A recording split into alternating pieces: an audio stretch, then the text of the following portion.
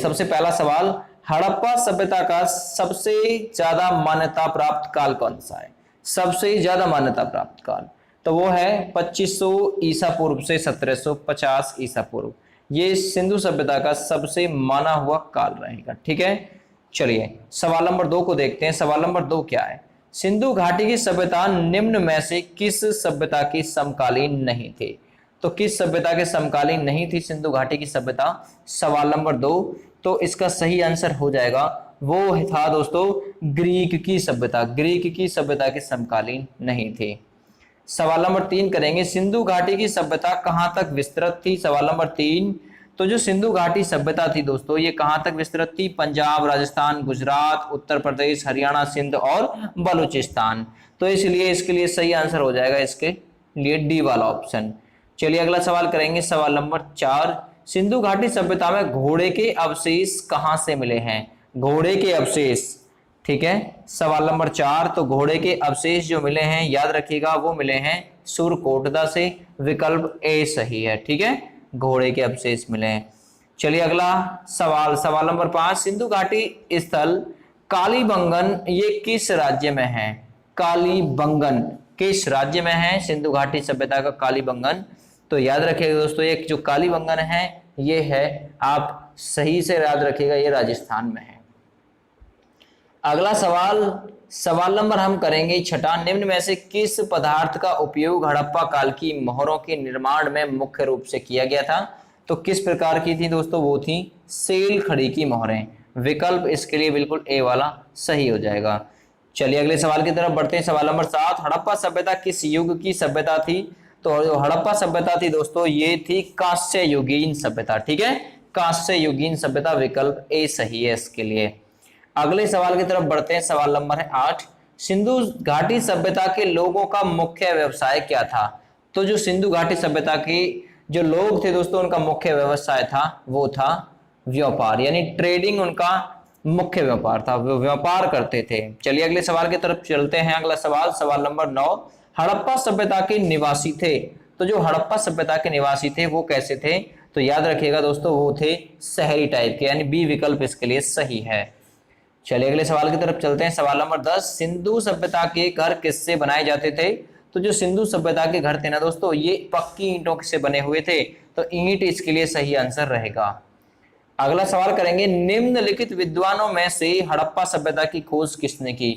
हड़प्पा सभ्यता की खोज किसने की थी? तो ये की थी दयाराम साहनी ने 1921 में। ठीक है, आप लोग याद रखिएगा दोस्तों जो सिंधु सभ्यता थी वो रावी नदी के किनारे पर अवस्थित थी।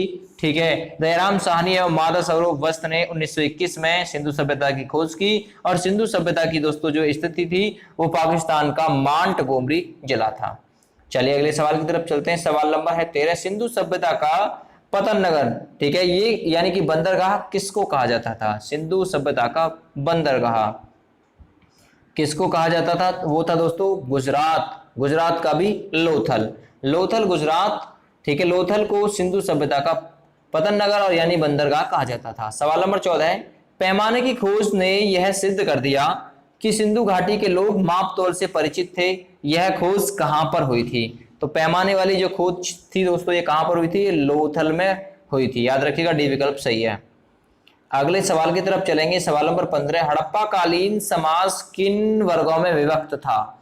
तो हड़प्पा कालीन समाज किन वर्गों में विभक्त था दोस्तों? इसमें विद्वान, योद्धा, व्यापारी और श्रमिक थे। याद रखिएगा। अगला सवाल, सिंधु सभ्यता का सर्वाधिक उपयुक्त नाम क्या है? सवाल नंबर 16। सवाल नंबर 16, सिंधु सभ्यता का सबसे ज्यादा उपयुक्त नाम है तो वो है हड़प्पा की सभ्यता। विकल्प ए ही इसके लिए सही आंसर हो जाएगा। अगले सवाल की तरफ चलेंगे। हड़प्पा सभ्यता की खोज किस वर्ष हुई? तो जस्ट सेकंड मैंने बताया था हड़प्पा सभ्यता की खोज हुई थी 1921 में। किसने की थी? दयाराम साहनी और माधव सरोवर वस्त ने। ठीक है, सर जॉन मार्शल की अध्यक्षता में। और हड़प्पा सभ्यता या फिर सिंधु सभ्यता रावी नदी के किनारे पर अवस्थित थी। आगे बढ़ते हैं सवाल नंबर 18 की तरफ। हड़प्पा सभ्यता के बारे में कौन सा कथन सही है? हड़प्पा सभ्यता के बारे में कौन सा कथन सही है? सवाल नंबर 18, तो याद रखिएगा उन्हें पाशुपति शिव का सम्मान करना आरंभ किया था इन्होंने, तो ये ही इसके लिए सही आंसर है। सवाल नंबर 19 देखेंगे। हड़प्पा के लोगों की सामाजिक पद्धति कैसी थी? तो जो हड़प्पा के निवासी थे उनकी जो सामाजिक पद्धति थी वो कैसी थी, तो वो थी उचित समतावादी, विकल्प ए सही है। सवाल नंबर 20, सिंध का नखलिस्तान अर्थात बाग किस पुरा स्थल को कहा जाता है? सिंध का बाग किसे कहते हैं या फिर सिंध का नखलिस्तान, तो ये कहते हैं मोहनजोदड़ो। अब यहाँ पर दोस्तों मोहनजोदड़ो आया है, जो मोहनजोदड़ो दोस्तों ये सिंधु नदी के किनारे पर स्थित था, ठीक है, सिंधु नदी के किनारे पर मोहनजोदड़ो स्थित था। इसकी खोज राखलदास बनर्जी ने 1922 में की थी और इसकी स्थिति थी दोस्तों पाकिस्तान के सिंध प्रांत का लरकाना जिला। याद रखिएगा, एक एक पॉइंट इंपॉर्टेंट है। अगला सवाल, सवाल नंबर आपके लिए 22, हड़प्पा सभ्यता के अंतर्गत हल से जोते गए खेत के साक्ष्य कहां से मिले हैं?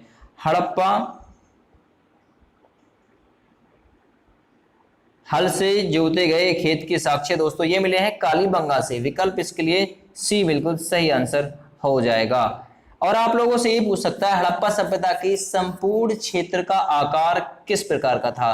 तो हड़प्पा सभ्यता के संपूर्ण क्षेत्र का जो आकार था ना वो था दोस्तों एस टाइप का, यानी त्रिभुजाकार। ये क्वेश्चन पूछा हुआ है, एक क्वेश्चन ड्रॉप है 21वां नंबर, तो वो 21वां नंबर यही क्वेश्चन है जो मैंने बोला है। सवाल नंबर 23, सैंधव सभ्यता की ईंटों का अलंकरण किस स्थान से प्राप्त हुआ है? किस स्थान से प्राप्त हुआ है सैंधव सभ्यता की ईंटों का अलंकरण? तो दोस्तों ये जो प्राप्त हुआ है ये कालीबंगा से प्राप्त हुआ है।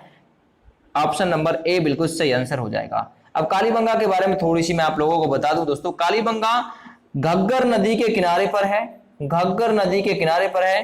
कालीबंगा की जो खोज हुई थी दोस्तों बीबी लाल एवं बीबी थापर के द्वारा हुई थी। कब हुई थी कालीबंगा की खोज? 1953 ईस्वी में की थी। कालीबंगा की स्थिति आप लोगों से पूछी जाए तो राजस्थान का हनुमानगढ़ जिला है जहां पर कालीबंगा दोस्तों स्थल, पुरा स्थल जो है अवस्थित है, ठीक है, याद रखिएगा, पूछा जा सकता है। कालीबंगा खोज बीबीलाल एवं बीके थापर और नदी थी घग्गर, 1953 में खोज हुई, राजस्थान के हनुमानगढ़ जिले में अवस्थित है, ठीक है। चलिए एक और क्लियर कर देता हूं, यहां पर दोस्तों एक आया है ऑप्शन बनावली। इस बनमाली, वैसे बनमाली है ऑप्शन में, बनवली नहीं है, बनमाली। अब ये बनमाली जो था ना दोस्तों ये रंगोई नदी के किनारे पर स्थित था, रंगोई नदी थी उसके किनारे पर यह स्थित था। रविंद्र सिंह बिष्ट ने इसकी खोज 1974 में की थी, ठीक है, याद रखिएगा।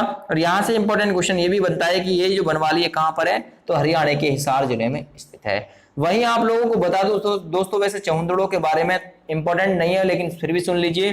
चहुंदड़ो जो दोस्तों ये सिंधु नदी के किनारे पर स्थित है, ठीक है। इसकी खोज गोपाल मजूमदार ने की थी चहुंदड़ो की, और 1931 में इसकी खोज की गई थी, 1931 में गोपाल मजूमदार के द्वारा, और ये सिंध प्रांत के पाकिस्तान में अवस्थित है, याद रखिएगा। अगले सवाल की तरफ बढ़ते हैं। सवाल नंबर 24, मोहनजोदड़ो कहां पर स्थित है? मोहनजोदड़ो खोज राखालदास बनर्जी ने की थी, आप लोगों को पता है, 1922 में पाकिस्तान के सिंध प्रांत के लरकाना जिले में है। तो 24 नंबर के लिए जो सही आंसर हो जाएगा ये कहां है दोस्तों? ये है सिंध में। तो विकल्प कौन सा? बी ऑप्शन सही है। सवाल नंबर 25 करेंगे, सिंधु सभ्यता में वृहद स्नानागार पाया गया है। तो वृहद स्नानागार पाया गया है कहां पर? मोहनजोदड़ो में, हड़प्पा में, लोथल में या फिर कालीबंगा में? तो कहां पर पाया गया है दोस्तों? मोहनजोदड़ो में। मोहनजोदड़ो का दोस्तों अर्थ पूछा जाता है तो मोहनजोदड़ो का अर्थ होता है मृतकों का टीला।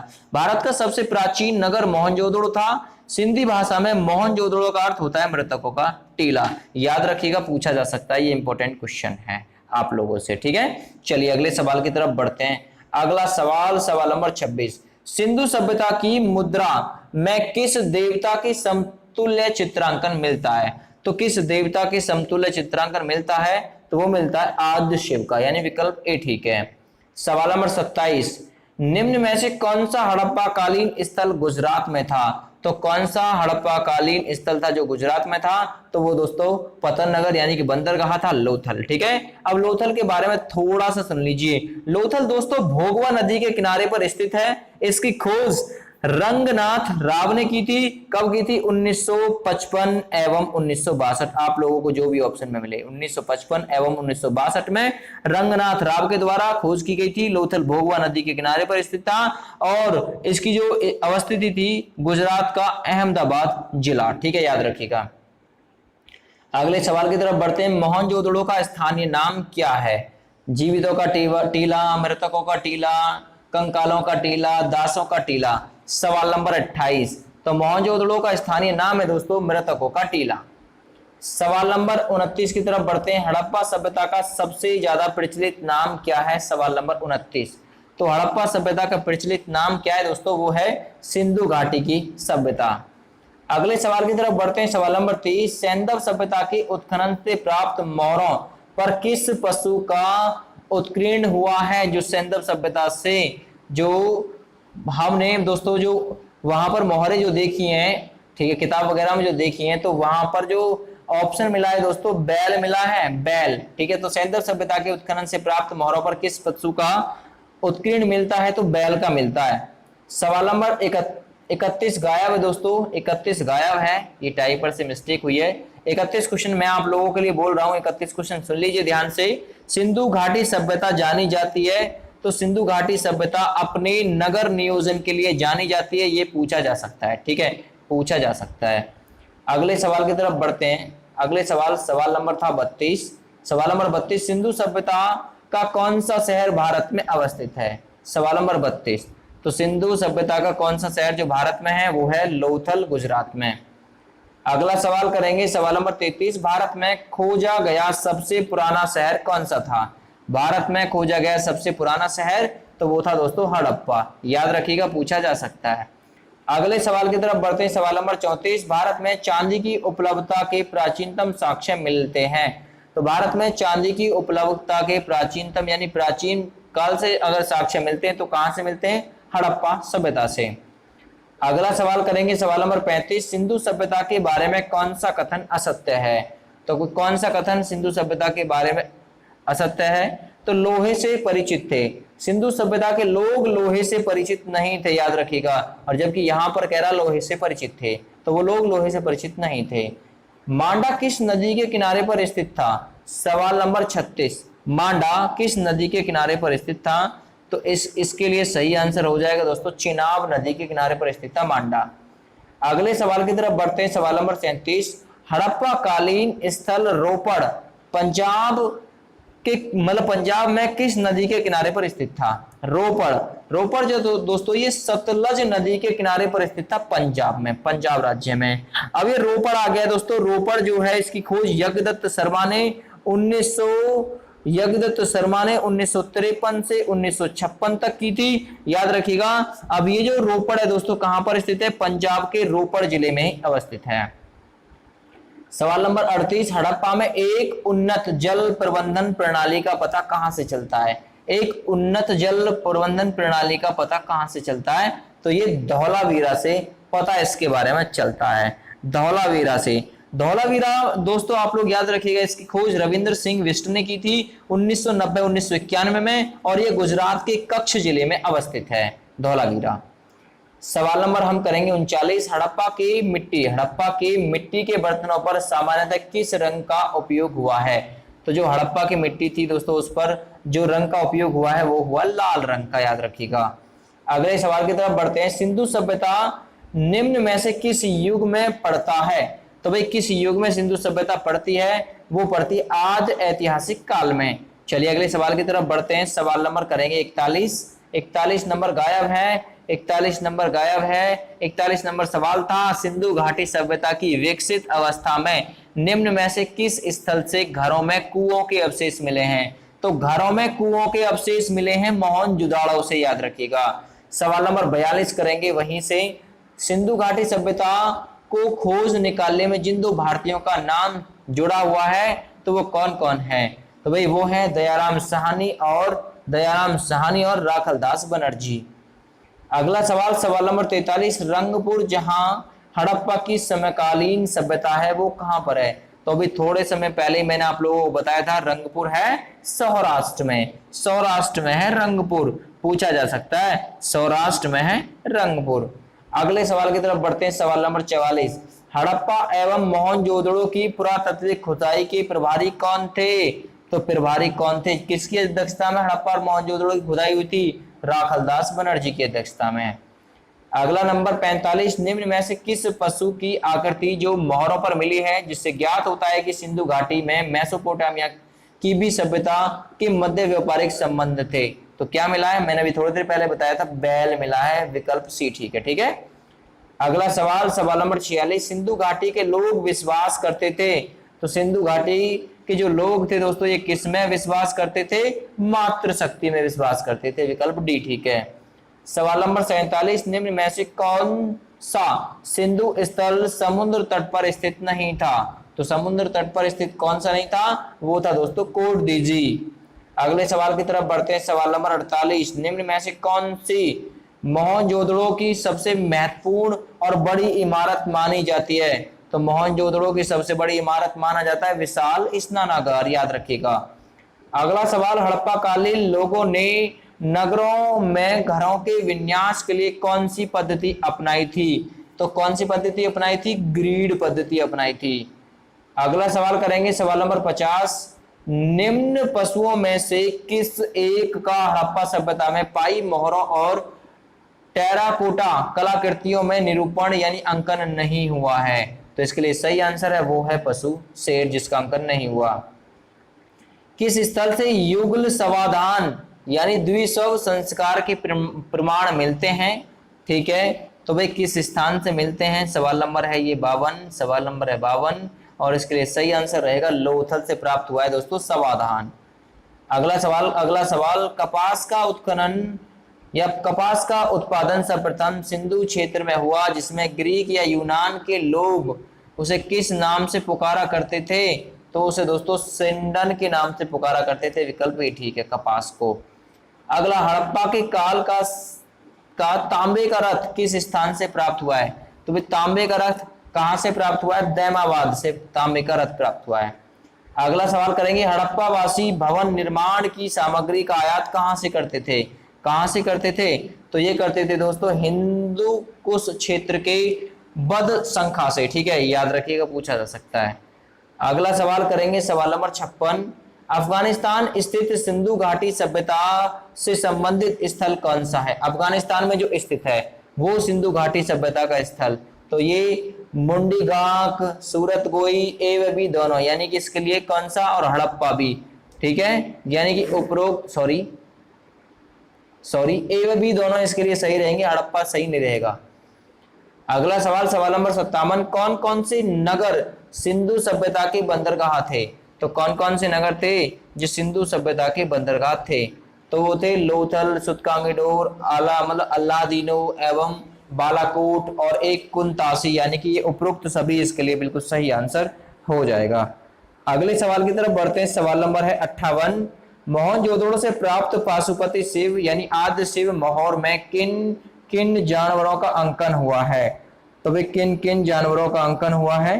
तो भाई बाघ का, हाथी का, गैंडा का, भैंस का, हिरण का, यानी इनमें से सभी बिल्कुल सही आंसर है। सवाल नंबर 59, किस हड़प्पा कालीन स्थल से नृत्य यानी नृत्य मुर्दा वाली स्त्री की कांस्य मूर्ति प्राप्त हुई है? तो ये कहां से प्राप्त हुई है? तो ये प्राप्त हुई है मोहनजोदड़ो से। विकल्प ए बिल्कुल सही आंसर इसके लिए हो जाएगा। अगला सवाल करेंगे सवाल नंबर 60, किस हड़प्पा कालीन स्थल से पुजारी की प्रस्तर मूर्ति प्राप्त हुई है? पुजारी की। ठीक है, तो ये कहां से प्राप्त हुई है? तो ये भी मोहनजोदड़ो से प्राप्त हुई है। अगले सवाल की तरफ चलते हैं। सवाल नंबर 61 गायब है। 61 सवाल नंबर गायब है। 61 सवाल नंबर है, किस सिंधु कालीन स्थल से एक ईंट पर बिल्ली का पीछा करते हुए कुत्ते के पंजे के निशान मिलते हैं? तो ये निशान चौंदड़ो से मिलते हैं। एक ईंट पर बिल्ली का पीछा करते हुए कुत्ते के पंजे के निशान। अगला सवाल है, किस हड़प्पा कालीन स्थल से प्राप्त जार पर चोंच में मछली दबाई चिड़िया एक पेड़ के नीचे खड़ी लोमड़ी का चित्रांकन मिलता है? तो भाई ये कहां से मिलता है? ये लोथल से मिलता है। लोथल। अब ये बिल्कुल सही आंसर रहेगा इसके लिए लोथल गुजरात, यानी कि सी ऑप्शन सही है। अगला सवाल, स्वतंत्र भारत में सबसे अधिक संख्या में हड़प्पा युगीन स्थलों की खोज किस प्रांत में हुई? तो किस प्रांत में हुई थी? वो हुई थी गुजरात में। अगले सवाल की तरफ बढ़ते हैं। सवाल नंबर 64, कौन सी फसल हड़प्पा कालीन लोगों का मुख्य खाद्यान्न नहीं था? तो कौन सी फसल थी जो मुख्य खाद्यान्न नहीं थी? वो थी चावल। अगले सवाल की तरफ बढ़ते हैं। हड़प्पा कालीन स्थलों में अभी तक किस धातु की प्राप्ति नहीं हुई है? तो किस धातु की प्राप्ति नहीं हुई? तो लोहे की नहीं हुई है, इसलिए कहते हैं वे लोहे से परिचित नहीं थे। अगला सवाल सवाल नंबर 66, किस पशु के अवशेष सिंधु घाटी सभ्यता में प्राप्त नहीं हुए? तो किस पशु के अवशेष प्राप्त नहीं हुए? तो शेर के अवशेष प्राप्त नहीं हुए भाई। अगला सवाल, चौंदड़ों के उत्खनन का निर्देशन किसने किया था? सवाल नंबर 67। तो ये किया था J.H. मेके ने। ठीक है, J.H. मेके ने सिंधु घाटी सभ्यता का एक प्रसिद्ध स्थल था चौंदड़ो, इसके निर्देशन का कार्य किया था। अगला सवाल, सिंधु घाटी के लिए मेसोपोटामियाई रिकॉर्डों में निम्न में से किस शब्द का प्रयोग किया गया है? तो किस शब्द का प्रयोग वो किया गया है? मेलुआ का। अगला सवाल 69 नंबर, कौन सी फसल हड़प्पा कालीन लोगों का मुख्य व्यवसाय नहीं थी? तो कौन सी फसल थी जो मुख्य व्यवसाय नहीं थी? वो थी चावल। अगले सवाल की तरफ चलते हैं, सवाल नंबर 70। रंगपुर जहां हड़प्पा कालीन जो सभ्यता थी वो उसका समकालीन था, यह सभ्यता थी, ये कहां थी दोस्तों? तो मैंने आपको बताया था रंगपुर कहां पर? सौराष्ट्र में। अगला सवाल 71। इतिहास का पिता किससे समझा जाता है? सवाल नंबर 71। इतिहास का पिता किससे समझा जाता है? तो वो समझा जाता है दोस्तों हेरोडोटस को। अगला सवाल 72 नंबर 71 हो गया। मानव जीवन की घटनाओं का लिखित वर्णन क्या कहलाता है? सवाल नंबर 72। ठीक है, तो मानव जीवन की लिखित घटनाओं का वर्णन कहलाता है इतिहास। अगला सवाल 73। जिस काल में मानव की घटनाओं का कोई उल्लेख नहीं है, लिखित वर्णन नहीं है, उस काल को हम क्या कहते हैं? तो उस काल को हम प्राग ऐतिहासिक काल कहते हैं। अगले सवाल की तरफ बढ़ते हैं, सवाल नंबर 74। आग का आविष्कार किस युग में हुआ था? Most important question. तो आग का आविष्कार पुरापाषाण काल में और पहिए का आविष्कार नवपाषाण काल में हुआ था। पुरापाषाण काल युग में मानव की जीविका का मुख्य आधार क्या था? तो मानव की जीविका का मुख्य आधार था शिकार करना। अगला सवाल, पहिए का आविष्कार किस युग में हुआ था? तो पहिए का आविष्कार हुआ था नवपाषाण काल में। अगले सवाल को करते हैं, हड़प्पा संस्कृति इस समय के किस देश पर काबिज नहीं होती? हड़प्पा संस्कृति इस समय किस देश पर काबिज नहीं होती? तो इसका सही आंसर हो जाएगा वो है ईरान। अगला सवाल करेंगे 78 नंबर, सिंधु जो सभ्यता थी उसका काल कितना माना जाता है? सवाल नंबर 78। सिंधु घाटी सभ्यता का काल माना जाता है 2500 ईसा पूर्व से 1750 ईसा पूर्व। अगला नंबर, सिंधु घाटी की सभ्यता में सर्वप्रथम घोड़े के अवशेष कहां से मिले हैं? तो भाई घोड़े के अवशेष कहां से मिले हैं? सवाल नंबर 79। ये मिले हैं भाई सुरकोटदा से। अगला सवाल करेंगे, सवाल नंबर आपके लिए रहेगा 80। सिंधु घाटी की सभ्यता के लोगों का मुख्य व्यवसाय क्या था? सवाल नंबर 80।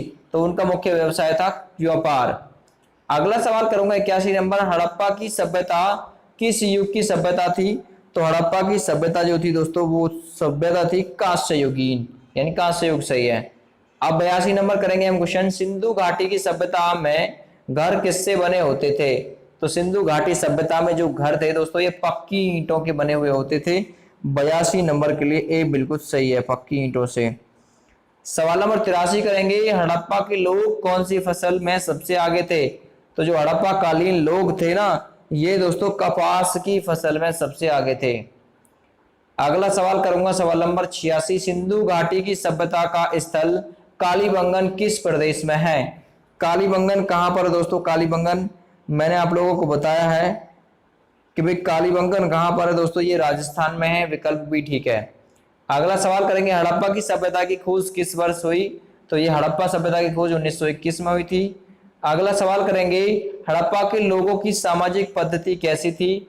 तो भाई हड़प्पा सभ्यता के लोगों की सामाजिक पद्धति थी उचित समतावादी।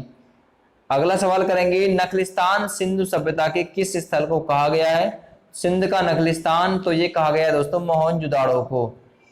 अगला सवाल 90 नंबर, हड़प्पा की सभ्यता में हल से जोते खेत होने का साक्ष्य कहां से मिला है? कि भाई हड़प्पा सभ्यता में जो खेत थे वो हल से जोते जाते थे। तो ये साक्ष्य कहां से मिला है? ये मिला है कालीबंगा से। सॉरी, डी विकल्प ठीक है। सैंधव सभ्यता की ईंटों का अलंकरण किस स्थान से प्राप्त हुआ है? सवाल नंबर 51। तो ये प्राप्त हुआ है कालीबंगन से।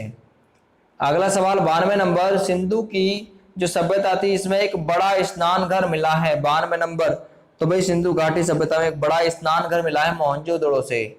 अगला सवाल सवाल नंबर 93, सिंधु सभ्यता की मुद्रा पर किस देवता का चित्र अंकित था? तो वे किस देवता का चित्र अंकित था? वो थे आदि शिव।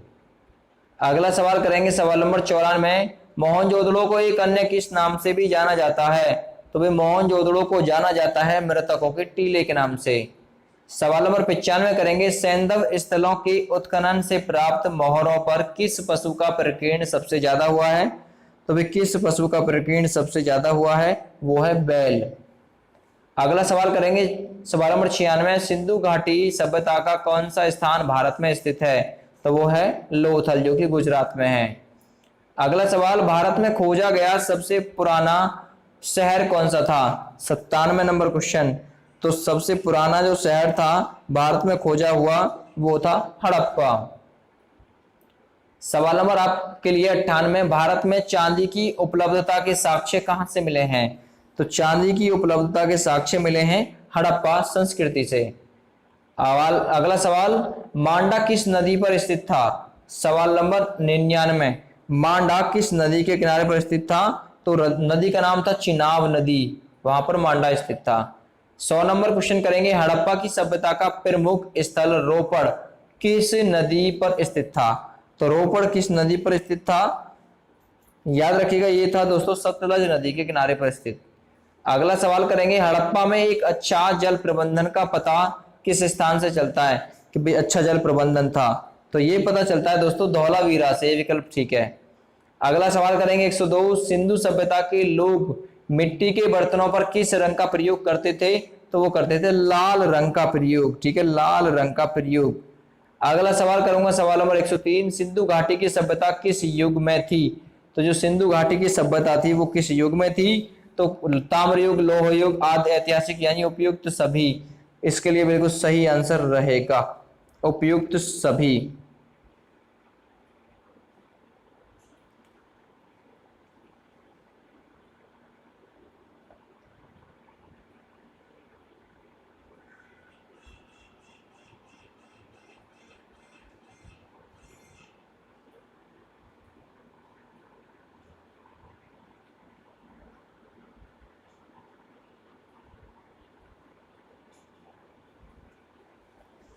यहाँ पर एक क्वेश्चन के लिए आंसर मैंने आप लोगों को गलत बता दिए हैं। तो सिंधु घाटी सभ्यता किस युग में थी? ये थी आदि ऐतिहासिक युग में। सी ऑप्शन सही रहेगा इसके लिए केवल। अगला सवाल करेंगे सवाल नंबर 104। सिंधु घाटी की जो सभ्यता थी इसकी खोज में किन भारतीय लोगों के नाम जुड़े हुए हैं? तो किन भारतीय लोगों के नाम? आर.डी. बनर्जी, मजूमदार और दयाराम साहनी, यानी इसके लिए बिल्कुल डी विकल्प ठीक हो जाएगा। 105 नंबर, सिंधु घाटी की सभ्यता की जो प्रमुख फसल थी वो कौन सी थी? सवाल नंबर 105। सिंधु घाटी सभ्यता की मुख्य फसल वो थी जौ और गेहूं। 106 नंबर, हड़प्पा की समकालीन सभ्यता रंगपुर कहां पर है? तो रंगपुर मैंने आपको बताया था ये सौराष्ट्र में है। अगला सवाल सवाल नंबर 107। हड़प्पा और मोहनजोदड़ो की खुदाई किसने कराई? तो हड़प्पा और मोहनजोदड़ो की जो खुदाई थी दोस्तों ये किसने कराई थी? सर जॉन मार्शल ने कराई थी। ए विकल्प ठीक है इसके लिए। अगला सवाल करेंगे सवाल नंबर 108। सिंधु सभ्यता के लोग सबसे अधिक किस देवता में विश्वास रखते थे? तो सबसे अधिक किसी देवता में विश्वास था तो मातृ शक्ति में था। 109 नंबर, सिंधु घाटी की जो सभ्यता थी इसका जो कालीबंगन स्थल है ये कहां पर स्थित था? कालीबंगन 109 नंबर। तो कालीबंगन जो था दोस्तों ये राजस्थान में स्थित है। विकल्प सी ठीक है। 110 नंबर, हड़प्पा की सभ्यता में मोहरें किससे बनी थी? तो जो हड़प्पा की सभ्यता थी ना दोस्तों इसमें जो मोहरें बनी थी वो सेल खड़ी से बनी थी। इसके लिए सही आंसर है डी ऑप्शन। अगला सवाल 111। किस स्थान से नृत्य मुद्रा वाली स्त्री की कांस्य मूर्ति प्राप्त हुई है? तो ये किस स्थान से प्राप्त हुई है नृत्य वाली स्त्री की कांस्य मूर्ति? तो ये प्राप्त हुई है मोहनजोदड़ो से। 112 नंबर, मोहनजोदड़ो इस समय कहां पर स्थित है? मोहनजोदड़ो इस समय कहां पर है? तो याद रखिएगा मोहनजोदड़ो इस समय सिंध पाकिस्तान में है, ठीक है, सिंध पाकिस्तान। अगला सवाल करेंगे सवाल नंबर 113। हड़प्पा वासियों ने सर्वप्रथम किस धातु का प्रयोग किया था? तो किस धातु का सबसे पहले प्रयोग किया था? तांबे का प्रयोग किया था। अगला सवाल 114। स्वतंत्रता के बाद भारत में हड़प्पा के युग के स्थानों की खोज सबसे अधिक किस राज्य में हुई? तो सबसे अधिक किस राज्य में हुई थी? गुजरात में हुई। 115 हड़प्पा के निवासी किस धातु से परिचित नहीं थे? तो जो हड़प्पा के निवासी थे ना, ये लोहे से परिचित नहीं थे। अगला नंबर 116, हड़प्पा की सभ्यता किस युग की सभ्यता थी? 116 नंबर। तो जो हड़प्पा की जो सभ्यता थी दोस्तों, ये जो मतलब सभ्यता थी, ये सभ्यता थी कांस्य युगीन, ए विकल्प ठीक है। अगला सवाल 117, हड़प्पा का प्रमुख नगर कालीबंगन किस राज्य में है? तो प्रमुख नगर कालीबंगन जो है ये किस राज्य में है? बार बार बता रहा हूं, ये राजस्थान में है। अगला सवाल 118 नंबर, हड़प्पा के निवासी किस खेल में रुचि रखते थे? जो हड़प्पा के निवासी थे किस खेल में रुचि रखते थे? तो ये शतरंज में रुचि रखते थे। अगला नंबर 119, हड़प्पा के किस नाम को सिंध का बाग कहा जाता है? तो हड़प्पा के किस नाम को सिंध का बाग कहा जाता है? तो वो कहा जाता है मोहनजोदड़ो को। अगला नंबर 120, मोहनजोदड़ो का शाब्दिक अर्थ क्या है? तो मोहनजोदड़ो का शाब्दिक अर्थ है मृतकों का टीला। अगला नंबर करेंगे, हड़प्पा के निवासी घर एवं नगरों के विन्यास के लिए किस पद्धति को अपनाते थे? तो वो पद्धति थी ग्रीड पद्धति, ग्रीड। अगला नंबर 122, सिंधु घाटी सभ्यता में कितने नगर थे? 122 नंबर पूछ लेगा कितने नगर थे? तो नगरों की संख्या थी 6।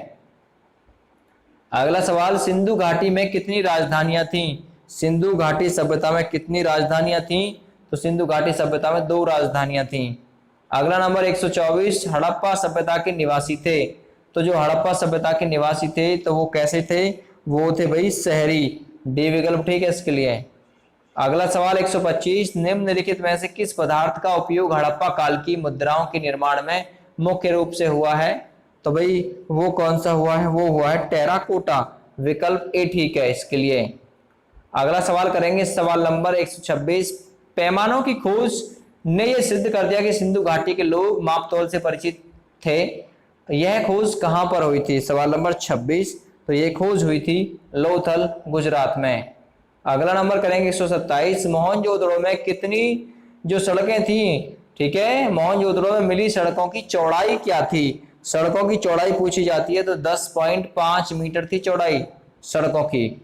अगला सवाल करेंगे, राखी गढ़ी भारत के किस राज्य में अवस्थित है? राखी गढ़ी, सवाल नंबर 128, राखी गढ़ी। तो इसके लिए सही आंसर रहेगा राखी गढ़ी दोस्तों, हरियाणा में है, विकल्प इसके लिए सी सही है। अगला नंबर 129, सिंधु घाटी सभ्यता का सबसे बड़ा स्थल कौन सा है? तो सिंधु घाटी सभ्यता का सबसे बड़ा स्थल है तो कोई वो है मोहनजोदड़ो। अगला सवाल करेंगे 130 नंबर, सिंधु घाटी सभ्यता का सबसे छोटा स्थल कौन सा है? सबसे छोटा स्थल 130 नंबर, तो वो है दोस्तों अल्लाहदीनो, अल्लाहदीन सबसे छोटा पूरा स्थल है। हड़प्पा या फिर सिंधु घाटी सभ्यता में पवित्र पशु कौन थे? तो पवित्र पशु कौन थे? ठीक है,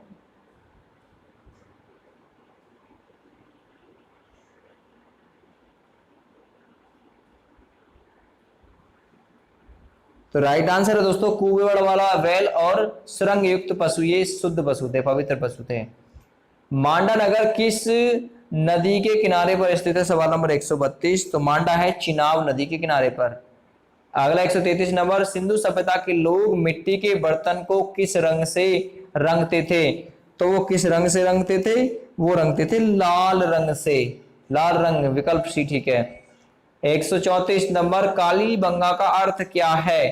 पूछा जाता है कालीबंगा का अर्थ क्या है? तो भाई कालीबंगन का अर्थ होता है काले रंग की चूड़ी, विकल्प भी ठीक है। अगला सवाल 35 नंबर, सिंधु सभ्यता की शहरों की गलियां कैसी थी? जो सिंधु सभ्यता की शहरों की गलियां थी दोस्तों वो थी चौड़ी और सीधी, पूछा जाता है क्वेश्चन इसका ऐसा ही। हड़प्पा के खंडर किस नदी के तट पर पाए जाते हैं? सवाल नंबर 136, सवाल नंबर 136, हड़प्पा के खंडर पाए जाते हैं रावी नदी के किनारे पर। अगला सवाल सवाल नंबर 137, मोहनजोदड़ो में सबसे बड़ा भवन कौन सा है? सबसे बड़ा भवन, तो वो सबसे बड़ा भवन है दोस्तों धान्यागार, मोहनजोदड़ो में। 138 नंबर, सिंधु घाटी सभ्यता की लिपि कौन सी थी? सवाल नंबर 138, सिंधु घाटी सभ्यता की लिपि ज्ञात नहीं है।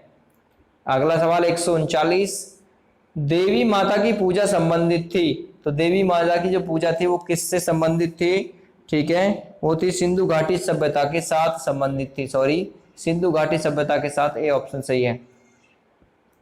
अगला, सिंधु घाटी के लोगों की एक महत्वपूर्ण रचना निम्नलिखित में से किसकी मूर्ति है? तो वे किसकी मूर्ति है? ये नृत्य करती हुई नटराज वाली मूर्ति। ठीक है, तो इसके लिए बी विकल्प बिल्कुल सही है। अगला सवाल 41 नंबर, लोथल नामक स्थल निम्नोक्त सभ्यताओं में से किसका जहाजी मालघाट था? तो किसका जहाजी मालघाट था? सिंधु घाटी सभ्यता का। अगला सवाल, सवाल नंबर आपके लिए 142, मोहनजोदड़ो में सबसे बड़ी इमारत कौन सी थी? तो मोहनजोदड़ो में सबसे बड़ी जो स्मारक थी दोस्तों वो थी ग्रेट गैनरी, यानी डी विकल्प इसके लिए सही आंसर हो जाएगा। ठीक है, साल स्नानागार। अगला बढ़ते हैं, सिंधु अर्थव्यवस्था की ताकत क्या थी? सिंधु अर्थव्यवस्था की ताकत व्यापार, मिट्टी के बर्तन, कृषि या फिर बढ़ईगिरी। तो राइट आंसर है दोस्तों, सिंधु सभ्यता की जो अर्थव्यवस्था थी उसकी ताकत थी कृषि। अगला सवाल 144, सिंधु सभ्यता के लोग किसकी पूजा करते थे? सिंधु सभ्यता के लोग जो थे वो किसकी पूजा करते थे? सही आंसर रहेगा, सिंधु सभ्यता के लोग पाशुपति की पूजा करते थे।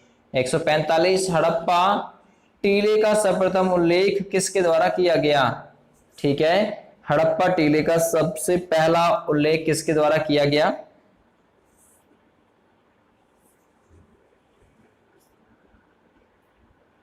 सवाल नंबर 145। अब आप लोग कमेंट करके बताएंगे यहां से 5 सवालों के आंसर। 146 नंबर पढ़िए, मोहनजोदड़ो का उत्खनन कब हुआ? इस सवाल का आंसर आप लोग मुझे बताएंगे कमेंट करके। अगला 147 नंबर, पहली बार कपास उपजाने का श्रेय किस सभ्यता को जाता है? तो इसका आंसर भी आप बताएंगे। 148 नंबर सवाल जिसका आंसर खुद बताओगे, सिंधु सभ्यता में तराजू कहां से पाई गई? ये भी बताओगे, ढूंढ के बताओ चाहे कैसे भी। सवाल नंबर 149, सवाल नंबर 149, सिंधु सभ्यता के लोगों का मुख्य भोजन क्या था? तो कमेंट कर दीजिए मुख्य भोजन क्या था। और 150 नंबर, हड़प्पा सभ्यता का कुल क्षेत्रफल कितना था? कमेंट कर दीजिए क्षेत्रफल सर्च करके कि कुल क्षेत्रफल कितना था। ठीक है, मैंने आप लोगों को मोस्ट इंपोर्टेंट जो जानकारी थी अब तक 150 क्वेश्चनों के साथ में दे दी है। ठीक है, चलिए मैं आप लोगों को कुछ अन्य क्वेश्चन बता रहा हूं जो इंपॉर्टेंट है। आपसे पूछे अग्निकुंड, ठीक है, अग्निकुंड कहां से प्राप्त हुआ है? तो लोथल एवं कालीबंगन से। अग्निकुंड प्राप्त हुआ है लोथल एवं कालीबंगन से। ठीक है, याद रखिएगा। मोहनजोदड़ो से प्राप्त वृहद स्नानागार एक प्रमुख स्मारक है जिसके मध्य स्थित एक स्नान कुंड है जो कि 11.88 मीटर लंबा और 7.01 मीटर चौड़ा है और 2.43 मीटर गहरा है। याद रखिएगा, मोहनजोदड़ो से प्राप्त एक सील पर 3 मुख वाले देवता अर्थात पशुपति नाथ की मूर्ति मिली है। उनके चारों ओर हाथी, गेंडा, चीता एवं भैंसा विराजमान है। मोहनजोदड़ो से नृत्य करती हुई एक कांसे की मूर्ति मिली है। हड़प्पा की मोहरों पर सबसे अधिक एक श्रृंगी पशु, ठीक है, आप लोगों से पूछेगा हड़प्पा की जो मोहरें थी इन पर सबसे अधिक किस पशु का अंकन मिलता है? तो वो था श्रृंगी पशु। ठीक है, ये गे गमला है, श्रृंगी पशु का अंकन मिलता है। मन के बनाने का कारखाना पूछा जाता है, मन के बनाने का कारखाना कहां से प्राप्त हुआ है? तो मन के बनाने का कारखाना लोथल एवं चौहंदड़ो से मिला है। सिंधु सभ्यता की लिपि पूछी जाए तो भाव चित्रात्मक थी। यह लिपि दाईं ओर से बाईं ओर लिखी जाती थी। जब अभिलेख एक से अधिक पंक्तियों का होता था तो पहली पंक्ति दाईं से बाईं ओर और दूसरी पंक्ति बाईं ओर से दाईं ओर लिखी जाती थी। सिंधु सभ्यता के लोगों ने नगरों तथा घरों के विन्यास के लिए ग्रिड पद्धति अपनाई, आप लोगों को पता है। घरों के दरवाजे और खिड़कियां सड़क की ओर न खुलकर पिछवाड़े की ओर खुलते थे। केवल लोथल नगर के घरों के दरवाजे मुख्य सड़क की तरफ खुलते थे। ठीक है, सिंधु सभ्यता की मुख्य फसल गेहूं और जौ थी। सैंधव वाली मिठास के लिए शहद का प्रयोग करते थे। ठीक है, सैंधव वासी मिठास के लिए शहद का प्रयोग करते थे। मिट्टी से बने हल्का साक्ष्य बनमाली से प्राप्त हुआ है। मिट्टी से बने हल्का साक्ष्य रंगपुर एवं लोथल से चावल के दाने मिले हैं। तो चावल के दाने पूछे जाते हैं कहां से मिले हैं? तो रंगपुर एवं लोथल से मिले हैं, जिनमें धान की खेती होने का प्रमाण मिलता है। चावल के प्रथम साक्ष्य लोथल से ही प्राप्त हुए हैं, याद रखिएगा। सुत कोरदा कालीबंगा एवं लोथल से सैंधव कालीन घोड़े के अस्थिपंजर मिले हैं, पूछ सकता है। माप तोल की जो इकाई थी वो 16 के अनुपात में थी। माप तोल की इकाई जो थी सिंधु घाटी सभ्यता की। सैंधव सभ्यता के लोग यातायात के लिए 2 पहिए का वाहन एवं 4 पहिए वाली गाड़ी एवं भैंसा गाड़ी का उपयोग भी करते थे। ठीक है। मेसोपोटामिया के अभिलेख में वर्णित मेहुला शब्द का अभिप्राय सिंधु घाटी सभ्यता से ही है। संभवतः हड़प्पा संस्कृति का शासन वर्णिक वर्ग के हाथों में था। ठीक है, याद रखिएगा, पूछा जा सकता है। सिंधु सभ्यता के लोग धरती को उर्वरता की देवी मानकर उसकी पूजा करते थे। तो पूछ सकता है किसकी देवी मानकर? उर्वरता की देवी मानकर पूजा करते थे। वृक्ष पूजा एवं शिव पूजा के प्रचलन के साक्ष्य भी सिंधु सभ्यता से ही मिले हैं। ठीक है, याद रखिएगा, पूछा जा सकता है। सिंधु सभ्यता में मातृ देवी की उपासना सर्वाधिक प्रचलित थी। पशुओं में कुबड़ वाला ऊंट, सांड इस सभ्यता के लोगों के लिए विशेष पूजनीय था। स्त्री मृग मूर्तियां यानी मिट्टी की मूर्तियां अधिक मिलने से ऐसा अनुमान लगाया जाता है कि सैंधव समाज मात्र सत्तात्मक था।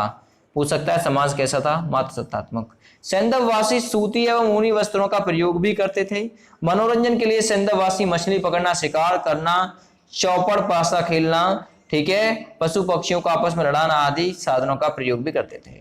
सिंधु सभ्यता के लोग काले रंग से डिजाइन तैयार किए हुए लाल मिट्टी के बर्तन बनाते थे। सिंधु घाटी के लोग तलवार से परिचित नहीं थे। तो तलवार से परिचित नहीं थे और लोहे से परिचित नहीं थे। ठीक है, याद रखिएगा। आग में पकी हुई मिट्टी को टेराकोटा कहा जाता है। तो आपसे पूछ सकता है आग में पकी हुई मिट्टी को क्या कहा जाता है? टेराकोटा कहा जाता है। ठीक है, याद रखिएगा, पूछा जा सकता है। चलिए थोड़ा सा और बता दूं आप लोगों को। रेडियो कार्बन C14 के अनुसार दोस्तों सिंधु घाटी सभ्यता की खोज की गई। सिंधु सभ्यता की खोज दयाराम साहनी ने की। सिंधु सभ्यता को प्राग ऐतिहासिक अथवा कांस्य युगीन सभ्यता भी माना जाता है। इस सभ्यता के मुख्य निवासी द्रविड़ एवं भूमध्य सागरीय थे। सिंधु सभ्यता की सर्वाधिक पश्चिमी स्थल, जो सर्वाधिक पश्चिमी स्थल था वो पूरा स्थल था दोस्तों दशक नदी के किनारे पर। सबसे ज्यादा मतलब जो पश्चिमी स्थल था, ठीक है, याद रखिएगा, पूरा स्थल दशक नदी के किनारे पर स्थित, उसका नाम था सुतकांगडोर, जो कि बलूचिस्तान में था। पूर्वी स्थल जो था वो था हिंडन नदी के किनारे आलमगीरपुर, ठीक है, जिला मेरठ उत्तर प्रदेश में। और उत्तरी पूरा स्थल था दोस्तों चिनाब नदी के तट पर अखनूर, ठीक है, निकट मादा जम्मू कश्मीर। और याद रखिएगा सबसे दक्षिणी पूरा स्थल था गोदावरी नदी के तट पर दाइमाबाद जिला अहमदनगर महाराष्ट्र में। ठीक है, याद रखिएगा। सिंधु सभ्यता या फिर सैंधव सभ्यता नगरीय सभ्यता थी। सैंधव सभ्यता से प्राप्त परिपक्व अवस्था वाले स्थलों में केवल 6 को ही बड़े नगरों की संज्ञा दी गई है। याद रखिएगा, पूछा जा सकता है आप लोगों से। ठीक है, तो मैंने आप लोगों को मोस्ट इंपोर्टेंट क्वेश्चन सारे के सारे करा दिए हैं। पहला क्वेश्चन है आज की वीडियो का, पूर्व वैदिक या फिर रिंग वैदिक संस्कृति का काल किसे माना जाता है? पूर्व वैदिक या फिर रिंग वैदिक संस्कृति का काल किसे माना जाता है? तो याद रखिएगा वो माना जाता है 1500 से 1000 ईसा पूर्व। ये पूर्व वैदिक या फिर रिंग वैदिक संस्कृति का काल है। अब आप लोग कहेंगे फिर उत्तर वैदिक जो संस्कृति इसका काल क्या है? तो उत्तर वैदिक संस्कृति का काल है ऑप्शन नंबर बी, ये उत्तर वैदिक संस्कृति का काल है। ठीक है, उत्तर वैदिक का। पूर्व वैदिक का 1500 से 1000 ईसा पूर्व और उत्तर वैदिक का है 1000 ईसा पूर्व से 600 ईसा पूर्व तक।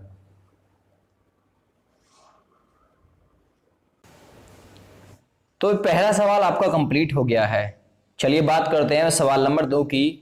उत्तर वैदिक संस्कृति का काल माना जाता है, इंपॉर्टेंट क्वेश्चन है। उत्तर वैदिक संस्कृति का काल कौन सा माना जाता है? तो माना जाता है 1000 ईसा पूर्व से 600 ईसा पूर्व, यानी BC में चलती थी जब शताब्दी। ठीक है, यहां तक हो गया। चलिए अगले क्वेश्चन की तरफ चलते हैं। सवाल नंबर हम करेंगे 3। आर्य शब्द का शाब्दिक अर्थ क्या है? यह क्वेश्चन मोस्ट इंपॉर्टेंट है और यह क्वेश्चन पूछ लिया है UPPCS एग्जाम 2009 में।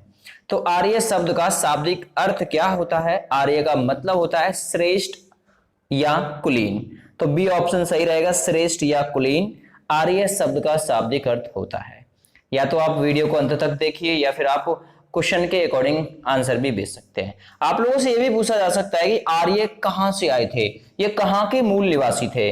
तो आर्य मध्य एशिया के, ठीक है, ये माना जाता है कि ये मध्य एशिया के मूल निवासी थे।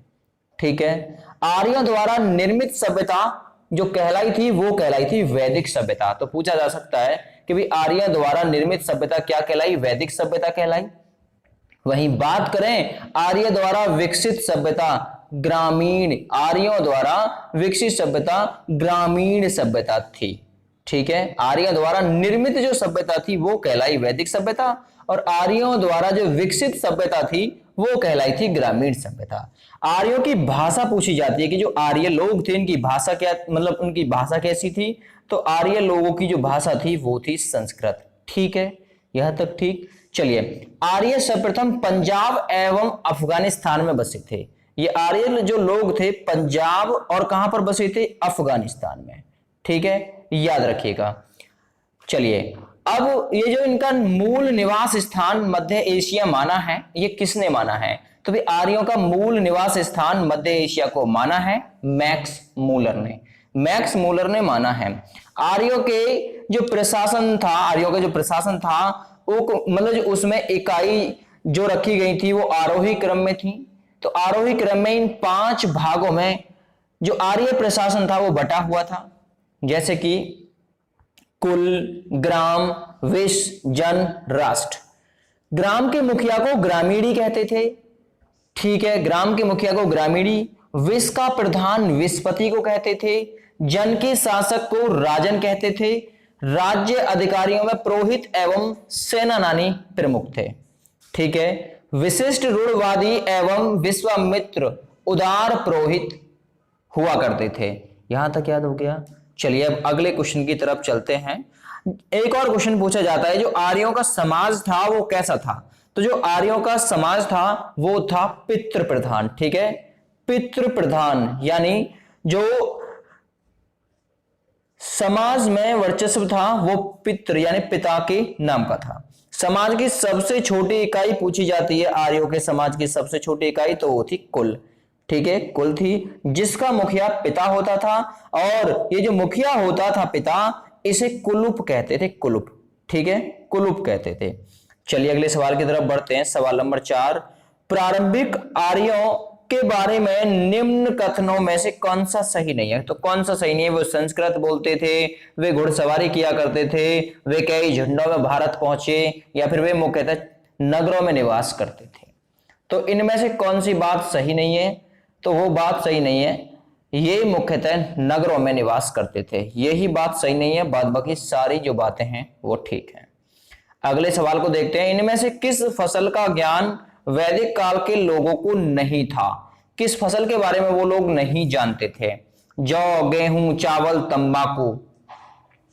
सवाल नंबर 5, तो वो नहीं जानते थे तंबाकू के बारे में। ठीक है, ऑप्शन नंबर डी ठीक है। अगले सवाल की तरफ बढ़ते हैं। उत्तर वैदिक काल के वेद विरोधी और ब्राह्मण विरोधी धार्मिक अध्यापकों को किस नाम से जाना जाता था? तो उन्हें किस नाम से जाना जाता था? उत्तर वैदिक काल के जो वेद विरोधी और ब्राह्मण विरोधी धार्मिक अध्यापक थे, इनको जाना जाता था श्रमण के नाम से। ऑप्शन नंबर बी बिल्कुल सही है। अगले सवाल की तरफ बढ़ते हैं। सवाल नंबर 7, वैदिक गणित का महत्वपूर्ण अंग है। तो भाई वैदिक गणित का महत्वपूर्ण अंग इनमें से क्या है? शतपथ ब्राह्मण, अथर्ववेद, शुल्ब सूत्र, या फिर छांदोग्य उपनिषद। तो भाई क्या है? वैदिक गणित का महत्वपूर्ण अंग हुआ करता था, वो हुआ करता था शुल्ब सूत्र। ऑप्शन नंबर सी सही है। सवाल नंबर 8 देखेंगे, किस वेद में प्राचीन वैदिक युद्ध की संस्कृति के बारे में सूचना दी गई है? तो वो कौन सा वेद है? और प्राचीन वेद भी है, वो वैदिक युग की संस्कृति के बारे में सूचना भी दी गई है, तो वो दी गई है ऋग्वेद में। ठीक है, ऋग्वेद में वैदिक युग की संस्कृति के बारे में बताया गया है। चलिए ठीक है, आगे बढ़ते हैं। ऋग्वेद सबसे प्राचीन वेद था, आप लोग ये जान लीजिए थोड़ा सा इसके बारे में। निम्नलिखित में से उत्तर वैदिक काल में लिखे गए ग्रंथों का सही क्रम कौन सा है? जो उत्तर वैदिक काल में ग्रंथ लिखे गए, तो उनमें सही क्रम है सबसे पहले वेद, फिर ब्राह्मण ग्रंथ, फिर आरण्यक और फिर उपनिषद। याद रखिएगा, ऑप्शन नंबर ए बिल्कुल सही आंसर रहेगा इसके लिए। चलिए आगे बढ़ते हैं सवाल नंबर 10 की तरफ। सवाल नंबर 10 है, वेदों की संख्या कितनी है? वेदों की संख्या, तो वेदों की संख्या है कुल मिलाकर 10।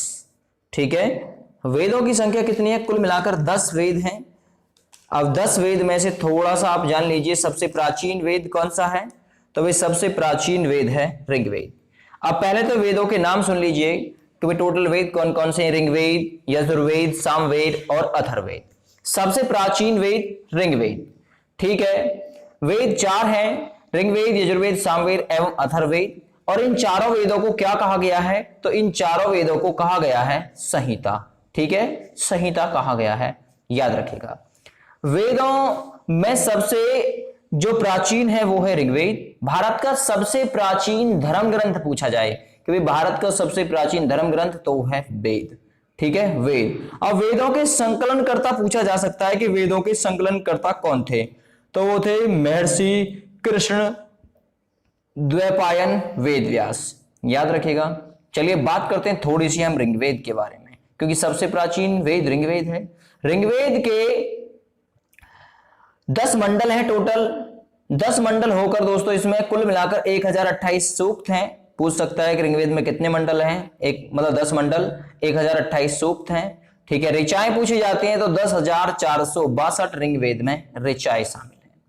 ठीक है, ऋग्वेद के पढ़ने वाले जो ऋषि थे या फिर ऋग्वेद के जो ऋचाओं को पढ़ने वाले ऋषि थे उनको जो कहा जाता था उन्हें होत्र कहा जाता था। होत्र, ठीक है, होत्र कहा जाता था जो ऋग्वेद की ऋचाओं को पढ़ते थे।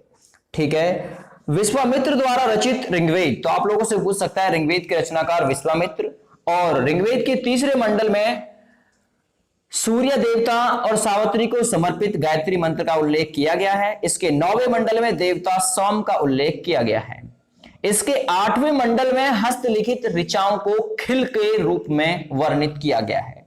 ठीक है, आप लोग याद रखिएगा, ऋचाओं के क्रमबद्ध ज्ञान के संग्रह को ही ऋग्वेद कहा गया है। ठीक है, आपसे पूछ सकता है ऋग्वेद किसे कहते हैं? तो ऋग्वेद कहते हैं ऋचाओं के क्रमबद्ध ज्ञान के संग्रह को, याद रखिएगा। चातुर्वर्ण, ठीक है, चातुर्वर्ण समाज की कल्पना आदि का स्रोत ऋग्वेद के 10वें मंडल में मिलता है, जिसके अनुसार 4 वर्ण बताए गए हैं। ब्राह्मण, मतलब क्षत्रिय, वैश्य तथा शूद्र। आदि पुरुष ब्रह्मा के क्रम से मुख से, भुजाओं से, जंघा से और चरणों से उत्पन्न है।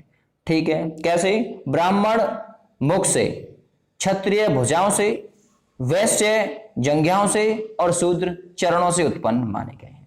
याद रखिएगा, पूछा जा सकता है। वामन अवतार के 3 पगों के आख्यान का प्राचीनतम स्रोत भी ऋग्वेद है।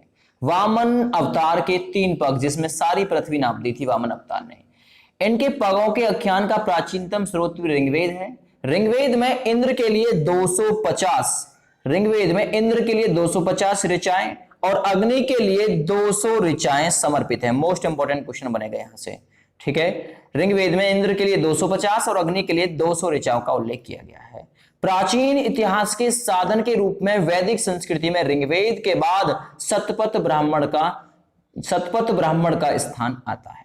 क्लियर हो गया ऋग्वेद? चलिए थोड़ा सा जल्दी जल्दी यजुर्वेद के बारे में जान लेते हैं। यजुर्वेद, ठीक है भाई, यजुर्वेद जो है दोस्तों क्या कहलाता है? स्वर पाठ के लिए मंत्रों तथा बलि के समय अनुपालन के लिए नियमों का संकलन यजुर्वेद कहलाता है। यजुर्वेद कहलाता है। इसमें पाठकर्ताओं को अधुर्व्य कहा जाता है। यजुर्वेद में यज्ञों के नियम एवं विधि विधानों का संकलन मिलता है। यह एक ऐसा वेद है जो गद्य और पद्य दोनों में लिखा गया है। तो यजुर्वेद से क्वेश्चन बनेगा, गद्य और पद्य वाला वेद कौन सा है? यजुर्वेद। सामवेद के बारे में पढ़ते हैं। साम का अर्थ होता है गान, अर्थात इसे संगीत का जनक माना जाता है। इस वेद में मुख्यतः यज्ञों के अवसर पर गाए जाने वाली ऋचाओं मंत्रों का संकलन मिलता है। इसके पाठकर्ता को हम क्या कहते हैं? उद्रात। ठीक है, उद्रात कहते हैं जो इसके पाठकर्ता थे सामवेद के। ठीक है, इसे भारतीय संगीत का जनक भी माना जाता है। यजुर्वेद के बारे में थोड़ी सी लाइन सुन लीजिए। यजुर्वेद तथा सामवेद में किसी भी विशिष्ट ऐतिहासिक घटना का वर्णन नहीं मिलता। चलिए अब अथर्ववेद के बारे में बात कर लेते हैं। अथर्ववेद को दोस्तों जो रचना जो की गई थी अथर्ववेद की, वो अथर्वा ऋषि के द्वारा की गई थी। अथर्ववेद में कुल मिलाकर 731 मंत्र हैं और इसमें दोस्तों 6000 के लगभग इसमें पद शामिल हैं। ठीक है, इसके कुल मंत्र ऋग्वैदिक मंत्रों से भी प्राचीनतर हैं। अथर्ववेद कन्याओं के जन्म की निंदा करता है, कन्याओं के जन्म की निंदा करता है, तो आपसे पूछ सकता है कन्याओं के जन्म की निंदा करने वाला वेद, तो अथर्ववेद है। ऐतिहासिक दृष्टि से अथर्ववेद का महत्व इस बात में है कि इसमें सामान्य मनुष्य के विचारों तथा अंधविश्वासों का विवरण भी मिलता है। तो अंधविश्वासों पर विश्वास करने का वर्णन भी अथर्ववेद से प्राप्त होता है। सबसे प्राचीन वेद ऋग्वेद और सबसे बाद वाला वेद अथर्ववेद है। ठीक है, जादू टोना वाला वेद और वशीकरण वाला वेद, साप वाला, औषधि, प्रायश्चित, मातृभूमि, महात्म्य, ठीक है, इन सभी वाला वेद कौन सा है, तो वो है अथर्ववेद। याद रखिएगा, पूछा जा सकता है।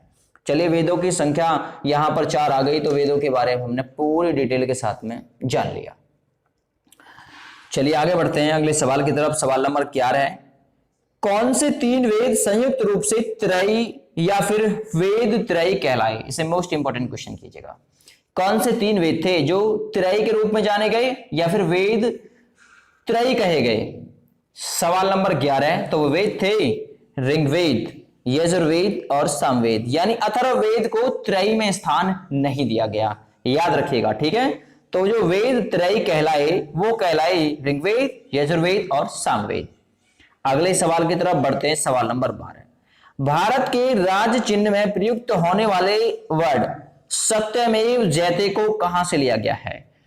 सत्यमेव जयते को कहां से लिया गया है? तो याद रखिएगा, सत्यमेव जयते को लिया गया है जो भारत के राज चिन्ह में शामिल है, उसे लिया गया है मुंडक उपनिषद से, यानी पहला नंबर इसके लिए बिल्कुल सही आंसर हो जाएगा। ठीक है, मुंडक उपनिषद से। सवाल नंबर 12 हो चुका है कंप्लीट। सवाल नंबर 12, ये वीडियो पसंद आ रही हो तो प्लीज लाइक कर दें एक बार सभी लोग, और वीडियो को शेयर कर दें। चलिए सवाल नंबर 13 है, ऋग्वैदिक आर्यों का मुख्य व्यवसाय क्या था? सवाल नंबर 13, ऋग्वैदिक जो आर्य थे इनका मुख्य व्यवसाय क्या था? मुख्य व्यवसाय था पशुपालन, अर्थात ये पशुपालन की तरफ ज्यादा ध्यान देते थे। अगला सवाल, भारतीय संगीत का आदि ग्रंथ कहा जाता है? तो भाई भारतीय संगीत का आदि ग्रंथ किसको कहा जाता है? तो संगीत का जन्म मैंने अभी थोड़ी देर पहले आपको बताया था, वो था सामवेद। साम का मतलब ही होता है गान से। अगले सवाल की तरफ बढ़ते हैं। सवाल नंबर 15, प्रथम विधि निर्माता कौन थे जिन्होंने पहली बार कानून का निर्माण किया? तो प्रथम विधि निर्माता थे मनु, ऑप्शन नंबर ए ठीक है। और इन्हीं के द्वारा रचित है दोस्तों मनु स्मृति, जो सबसे प्राचीनतम स्मृति में से एक मानी गई है। तो प्रथम विधि निर्माता मनु। सवाल नंबर 16, कृष्ण भक्ति का प्रथम और प्रधान ग्रंथ कौन सा है? कृष्ण भक्ति का प्रथम और प्रधान ग्रंथ तो वो है श्रीमद् भागवत गीता। श्रीमद् भागवत गीता ये कृष्ण भक्ति का प्रथम और प्रधान ग्रंथ है। आप लोग कमेंट कर दीजिए कि श्रीमद् भागवत गीता किसके द्वारा रचित है। चलिए आगे बढ़ते हैं अगले सवाल की तरफ। आप कमेंट करके बताइए, ऋग्वेद में संपत्ति का प्रमुख रूप क्या है? तो ऋग्वेद में संपत्ति का प्रमुख रूप क्या है? गोधन, भूमि, एवं भी दोनों इनमें से कोई नहीं। तो ऋग्वेद में संपत्ति का मुख्य रूप, प्रमुख रूप माना गया है गोधन को, याद रखिएगा। अगले सवाल की तरफ बढ़ते हैं। सवाल नंबर 18, ऋग्वेद के किस मंडल में शूद्र का उल्लेख पहली बार मिलता है? शूद्र का उल्लेख पहली बार मिलता है, किस में मिलता है? तो वो ऋग्वेद के 10वें मंडल में उल्लेख मिलता है, याद रखिएगा, पूछा जा सकता है। अगले सवाल की तरफ बढ़ते हैं। सवाल नंबर 19, पुराणों की संख्या कितनी मानी गई है? पुराणों की संख्या, मोस्ट इंपॉर्टेंट क्वेश्चन, पुराणों की संख्या कितनी मानी गई है? तो पुराणों की संख्या मानी गई है भाई 18, ऑप्शन नंबर ए ठीक है। आपसे पूछे महापुराणों की संख्या 18, उपनिषदों की संख्या 108, वेदों की संख्या 4, वेदांगों की संख्या 6, ये वेदांगों की संख्या मानी गई है। ठीक है भाई, आगे बढ़ते हैं सवाल नंबर 20 की तरफ। वैदिक धर्म का मुख्य लक्षण इनमें से किसकी उपासना था? वैदिक धर्म का मुख्य लक्षण किसकी उपासना था? ठीक है, चलिए, तो भाई वैदिक धर्म का मुख्य लक्षण था प्रकृति की उपासना। ऑप्शन नंबर ए बिल्कुल इसके लिए सही आंसर में रहेगा। ठीक है, ऑप्शन नंबर ए। वीडियो को 1 से 2 बार देख लीजिए, क्लियर हो जाएगा मामला पूरी तरीके से, प्रत्येक एग्जाम के लिए क्लियर हो जाएगा। अगला सवाल 21 नंबर, किस देवता के लिए ऋग्वेद में पुरंदर शब्द का उपयोग किया गया है? पुरंदर शब्द का उपयोग किसके लिए किया गया है? तो भाई ये किसके लिए किया गया? इंद्र के, क्योंकि इंद्र का पर्यायवाची होता है पुरंदर। ठीक है, याद रखिएगा, पूछ सकता है। इंद्र के लिए जो समर्पित ऋचाएं हैं वो कितनी मानी गई हैं? जो ऋग्वेद में जो समर्पित ऋचाएं हैं, किसके लिए? इंद्र के लिए। इंद्र के लिए जो समर्पित ऋचाएं हैं वो हैं 250, यानी कि ये मानी गई हैं 250। और अग्नि के लिए जो समर्पित ऋचाएं हैं ऋग्वेद में वो मानी गई हैं 200। चलिए अगले सवाल की तरफ बढ़ते हैं। जब इंद्र का नाम आया है तो मैं एक क्लियर और कर देता हूं आप लोगों को एक क्वेश्चन, यहां से याद रखिएगा। इंद्र जो था ना दोस्तों, ऋग वैदिक कालीन देवताओं में इंद्र का संबंध युद्ध का नेता एवं वर्षा के देवता से संबंध था।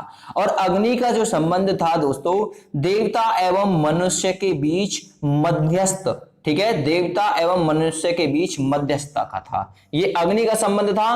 और युद्ध एवं वर्षा का संबंध ऋग वैदिक कालीन देवताओं में इंद्र के साथ था। चलिए अगले सवाल की तरफ बढ़ते हैं।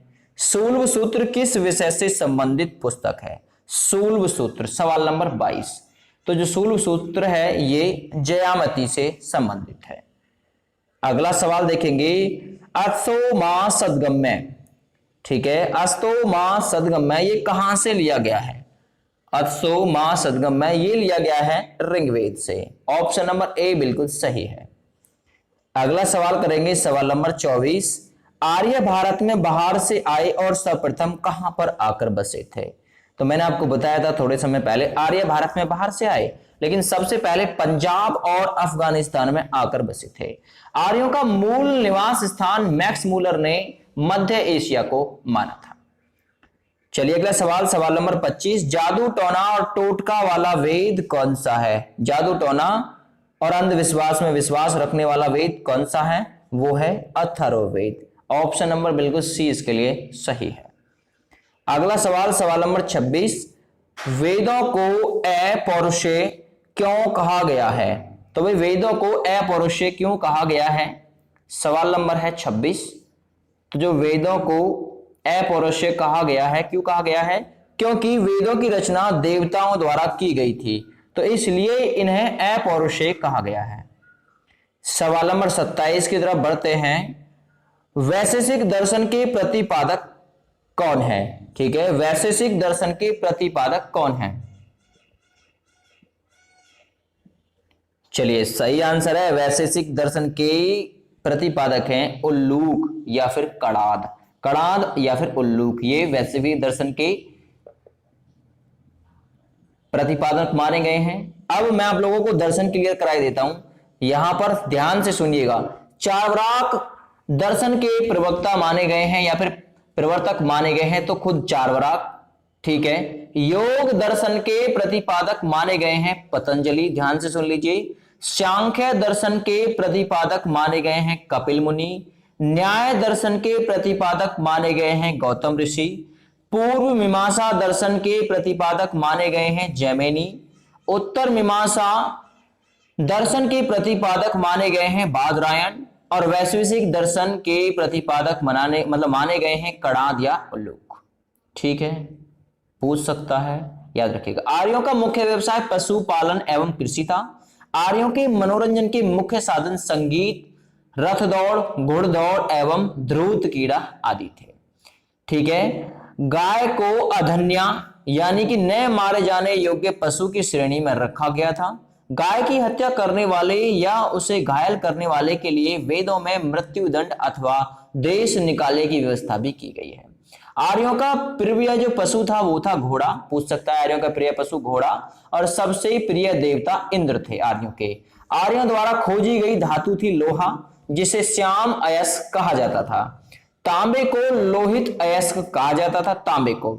व्यापार हेतु दूर दूर तक जाने वाले व्यक्ति को पणी कहते थे। और लेन देन में वस्तु विनिमय की प्रणाली यहां पर प्रचलित थी। ऋण देकर ब्याज लेने वाले को बेक, ठीक है, बेक नॉट कहा जाता था, बेक नॉट। ऋण दिया और उसके लिए वेक नॉट क्यों कहा गया? क्योंकि उसने ब्याज लिया गया, तो वेक नॉट का मतलब था सूदखोर।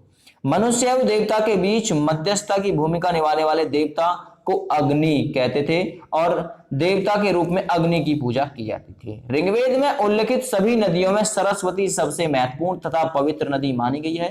ऋग्वेद में गंगा का उल्लेख एक बार और यमुना का उल्लेख 3 बार हुआ है ऋग्वेद में। ये मोस्ट इंपोर्टेंट क्वेश्चन। गंगा का उल्लेख 1 बार और यमुना का 3 बार उल्लेख हुआ है। ठीक है, इसमें सिंधु नदी का उल्लेख नहीं हुआ। ठीक है, सॉरी, इसमें सिंधु नदी का उल्लेख जो हुआ है सबसे ज्यादा हुआ है। सबसे ज्यादा जो उल्लेख हुआ है सिंधु नदी का हुआ है ऋग्वेद में। ठीक है, चलिए अगले सवाल की तरफ बढ़ते हैं। सवाल नंबर करेंगे अब 28। मीमांसा या पूर्व मीमांसा दर्शन के प्रतिपादक कौन थे? अभी तो मैंने बताया था मीमांसा या फिर पूर्व मीमांसा।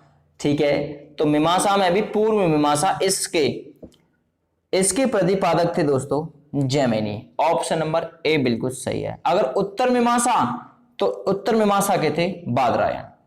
अगला सवाल करेंगे, वेदांत या फिर उत्तर मीमांसा दर्शन के प्रतिपादक। वेदांत उसका दूसरा नाम था उत्तर मीमांसा दर्शन का, तो उसके प्रतिपादक थे बादरायण। सवाल नंबर 30 करेंगे। सवाल नंबर 30, ऋग्वेद का कौन सा मंडल पूर्णतः सोम को समर्पित है? सोम को जो समर्पित है वो कौन सा मंडल है? सवाल नंबर 30, तो वो है 9वां मंडल। 9वां मंडल जो कि ऋग्वेद का संभवतः है किससे समर्पित है? सोम को समर्पित है। अगला सवाल, प्रसिद्ध 10 राजाओं का उल्लेख जिसे दशराज युद्ध कहा गया है किस तट पर लड़ा गया? तो भाई किस तट पर लड़ा गया था? ये लड़ा गया था दोस्तों परुष्णी नदी के तट पर। अब ये परुष्णी नदी किसका प्राचीन नाम है? ये रावी नदी का प्राचीन नाम है परुष्णी। ठीक है, इस पर लड़ा गया था। और इस युद्ध का जो उल्लेख है दशराज युद्ध, इसका उल्लेख ऋग्वेद के 7वें मंडल में मिलता है। याद रखिएगा, पूछा जा सकता है। ये जो युद्ध था दोस्तों सुदास एवं 10 जनों के बीच लड़ा गया था, जिसमें सुदास विजयी हुआ था। तो ये परुष्णी नदी के तट पर लड़ा गया था। ठीक है, युद्ध में जो कबीलों का नेतृत्व करता था या फिर युद्ध में कबीले का नेतृत्व राजा करता था, युद्ध के लिए गिविष्टि शब्द का प्रयोग किया गया है, जिसका अर्थ है गायों की खोज। चलिए आगे बढ़ते हैं अगले सवाल की तरफ।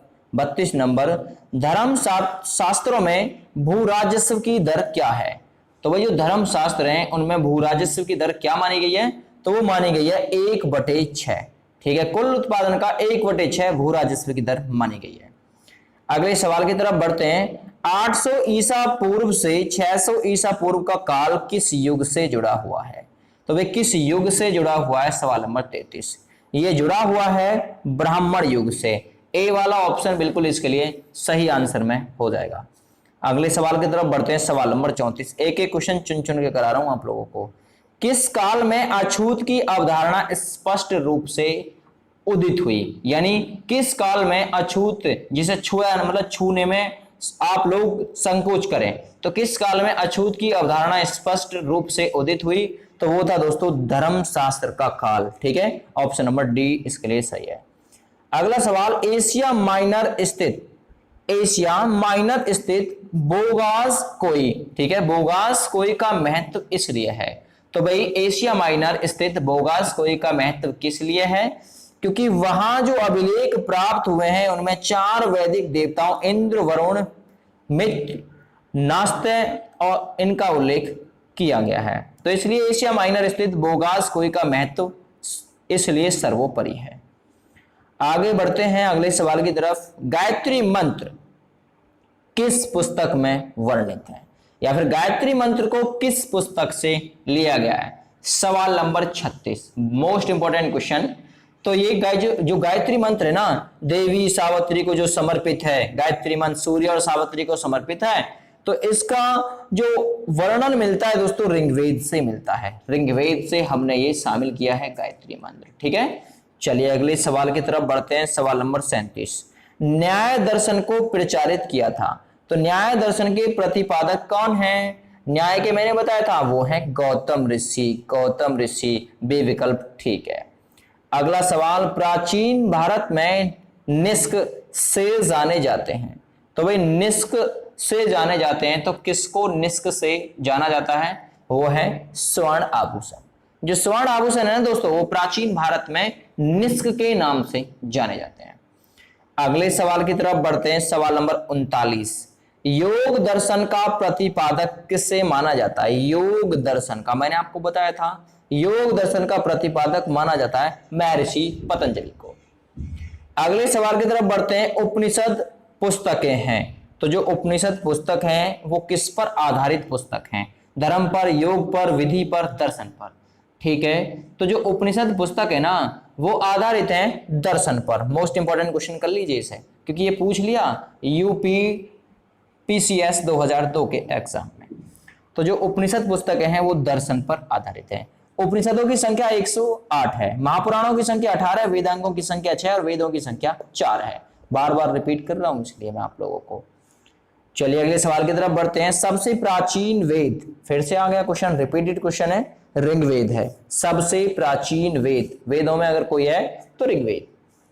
अगला सवाल, सवाल नंबर 42, आरंभिक वैदिक साहित्य में सर्वाधिक वर्णित नदी। सबसे ज्यादा जो वर्णन हुआ है, मैंने आपको बताया था गंगा का 1 बार वर्णन, यमुना का कितनी बार वर्णन हुआ है? यमुना का जो वर्णन हुआ है 3 बार हुआ है ऋग्वेद में। 1 बार किसका हुआ है? 1 बार गंगा का, 3 बार यमुना का। आरंभिक वैदिक साहित्य में सबसे ज्यादा जो वर्णित नदी है वो है सिंधु नदी, और ऋग्वेद में भी सबसे ज्यादा वर्णन सिंधु नदी का ही हुआ है, याद रखिएगा। ऋग्वेद में सबसे पवित्र नदी माना गया है सरस्वती को। अगला सवाल करेंगे, उपनिषद काल के राजा अश्वपति शासक थे, तो वे कहां के शासक थे? अश्वपति। सवाल नंबर 43, तो याद रखिएगा ये थे दोस्तों केकय के राजा। ठीक है, केकय के राजा, ये उपनिषद काल के राजा अश्वपति थे जो कि केकय के राजा थे। सवाल नंबर 44, अध्यात्म ज्ञान के विषय में नचिकेता और यम का संवाद किस उपनिषद में प्राप्त होता है? ठीक है, तो अध्यात्म ज्ञान के विषय में नचिकेता और यम का संवाद किस उपनिषद में प्राप्त होता है? तो वो है कंठोपनिषद, यानी विकल्प सी सही है। सवाल नंबर आपके लिए 45, वैदिक नदी कुंभा जिसे काबुल का स्थान निर्धारित होना चाहिए। ठीक है, तो वैदिक नदी का स्थान निर्धारित होना चाहिए, तो वैदिक नदी कहां थी दोस्तों? काबुल में थी। और काबुल कहां है भाई? काबुल आप लोगों को पता है अफगानिस्तान की राजधानी है काबुल। तो विकल्प इसके लिए कौन सा सही हो जाएगा? आपके लिए विकल्प हो जाएगा ए वाला ऑप्शन बिल्कुल सही। ठीक है दोस्तों, ये जो कुंभा नदी है ये कहां थी? काबुल में, सुन लीजिए। ठीक है, काबुल में थी, और इसका जो नाम था ना, आधुनिक नाम, वो था काबुल। कुंभा का भाई, कुंभा प्राचीन नाम हो गया, आधुनिक नाम काबुल हो गया। मैं एक एक नाम बता रहा हूं आप लोगों को। वितस्ता, जो वितस्ता नदी थी ना दोस्तों, प्राचीन नाम था वितस्ता। किसका? झेलम नदी का प्राचीन नाम वितस्ता था। चेनाब नदी का प्राचीन नाम आस्किनी था। रावी नदी का प्राचीन नाम परुषणी था। ऋग्वैदिक नदियां हैं ये, ऋग्वैदिक कालीन। और सतलज नदी का प्राचीन नाम सतुद्री था। व्यास नदी का प्राचीन नाम विपाशा था। गंडक नदी का प्राचीन नाम सदानीरा था। घग्गर नदी का प्राचीन नाम द्रसदरी था। गोमल जो था ना दोस्तों, गोमल आधुनिक नाम है। गोमती नदी प्राचीन, यानी प्राचीन काल में गोमती बोलते थे, लेकिन आज गोमल बोलते हैं। और स्वात आज बोलते हैं। स्वात नदी का प्राचीन नाम सुवस्तु था। उत्तर वैदिक काल में इंद्र के स्थान पर प्रजापति सर्वाधिक प्रिय देवता हो गए थे। ठीक है, चलिए अगले सवाल की तरफ बढ़ते हैं। सवाल नंबर 46, कपिल मुनि द्वारा किस दर्शन प्रणाली का आरंभ किया गया था? सवाल नंबर 46, तो कपिल मुनि किस दर्शन के प्रेरणा थे? तो वो थे दोस्तों सांख्य दर्शन के। विकल्प भी ठीक है। अगले सवाल की तरफ बढ़ते हैं। 47 नंबर, भारत के किस स्थल की खुदाई से लौह धातु के प्रचलन के प्रमाण और उसके साक्ष्य मिले हैं? 47 नंबर क्वेश्चन, तो इसका आंसर हो जाएगा अंतरजी खेड़ा। तो भारत के किस स्थल की खुदाई से लौह धातु के प्रचलन के प्राचीनतम प्रमाण मिले हैं? तो वो है अंतरजी खेड़ा, इसके लिए सही आंसर। सवाल नंबर 48, निम्न में से किसका संकलन ऋग्वेद पर आधारित है? तो किसका संकलन है ऋग्वेद पर आधारित? यजुर्वेद, सामवेद, अथर्ववेद या इनमें से कोई नहीं? तो वो है दोस्तों सामवेद, जिसका संकलन ऋग्वेद पर आधारित है। सवाल नंबर करेंगे 49, निम्नलिखित में कौन प्रस्थान त्रयी में शामिल नहीं है? तो प्रस्थान त्रयी में शामिल कौन नहीं है? भागवत शामिल नहीं है प्रस्थान त्रय में, बाद बाकी सभी शामिल है, भागवत गीता, ब्रह्म सूत्र, ठीक है, उपनिषद, ये सभी हैं, लेकिन प्रस्थान त्रय में भागवत शामिल नहीं है। अगला सवाल करेंगे, सवाल नंबर 50। कर्म का सिद्धांत संबंधित है, कर्म का जो सिद्धांत है वो किससे संबंधित है? कर्म का सिद्धांत ढूंढ कर बताइए, जो कर्म का सिद्धांत है ये किससे संबंधित है? ठीक है, आप लोग बता सकते हैं, इसका आंसर कमेंट करके आप लोगों को बताना है, ढूंढ लीजिए, नेट पर सर्च कर लीजिए कहीं से भी। चलिए अगले सवाल की तरफ बढ़ते हैं, सवाल नंबर नेक्स्ट, ऋग्वेद में कितने मंडल हैं? सवाल नंबर 51। ठीक है, ऋग्वेद में कितने मंडल हैं? चलिए ऋग्वेद में कितने मंडल हैं? तो ऋग्वेद में कुल मिलाकर 10 मंडलों का वर्णन किया गया है। चलिए इससे पिछले सवाल का मैं ही आप लोगों को आंसर बता देता हूं। कर्म का सिद्धांत जो संबंधित है वो है मीमांसा से, याद रखिएगा, कर्म का सिद्धांत संबंधित है मीमांसा से। अगले सवाल की तरफ बढ़ते हैं, नेक्स्ट है, चरक संहिता नामक पुस्तक किस विषय से संबंधित है? चरक संहिता नामक पुस्तक, ठीक है, चरक संहिता नामक पुस्तक जो है दोस्तों चिकित्सा से संबंधित है, और इसके रचयिता भी दोस्तों, चरक संहिता के जो रचयिता थे वो कौन थे?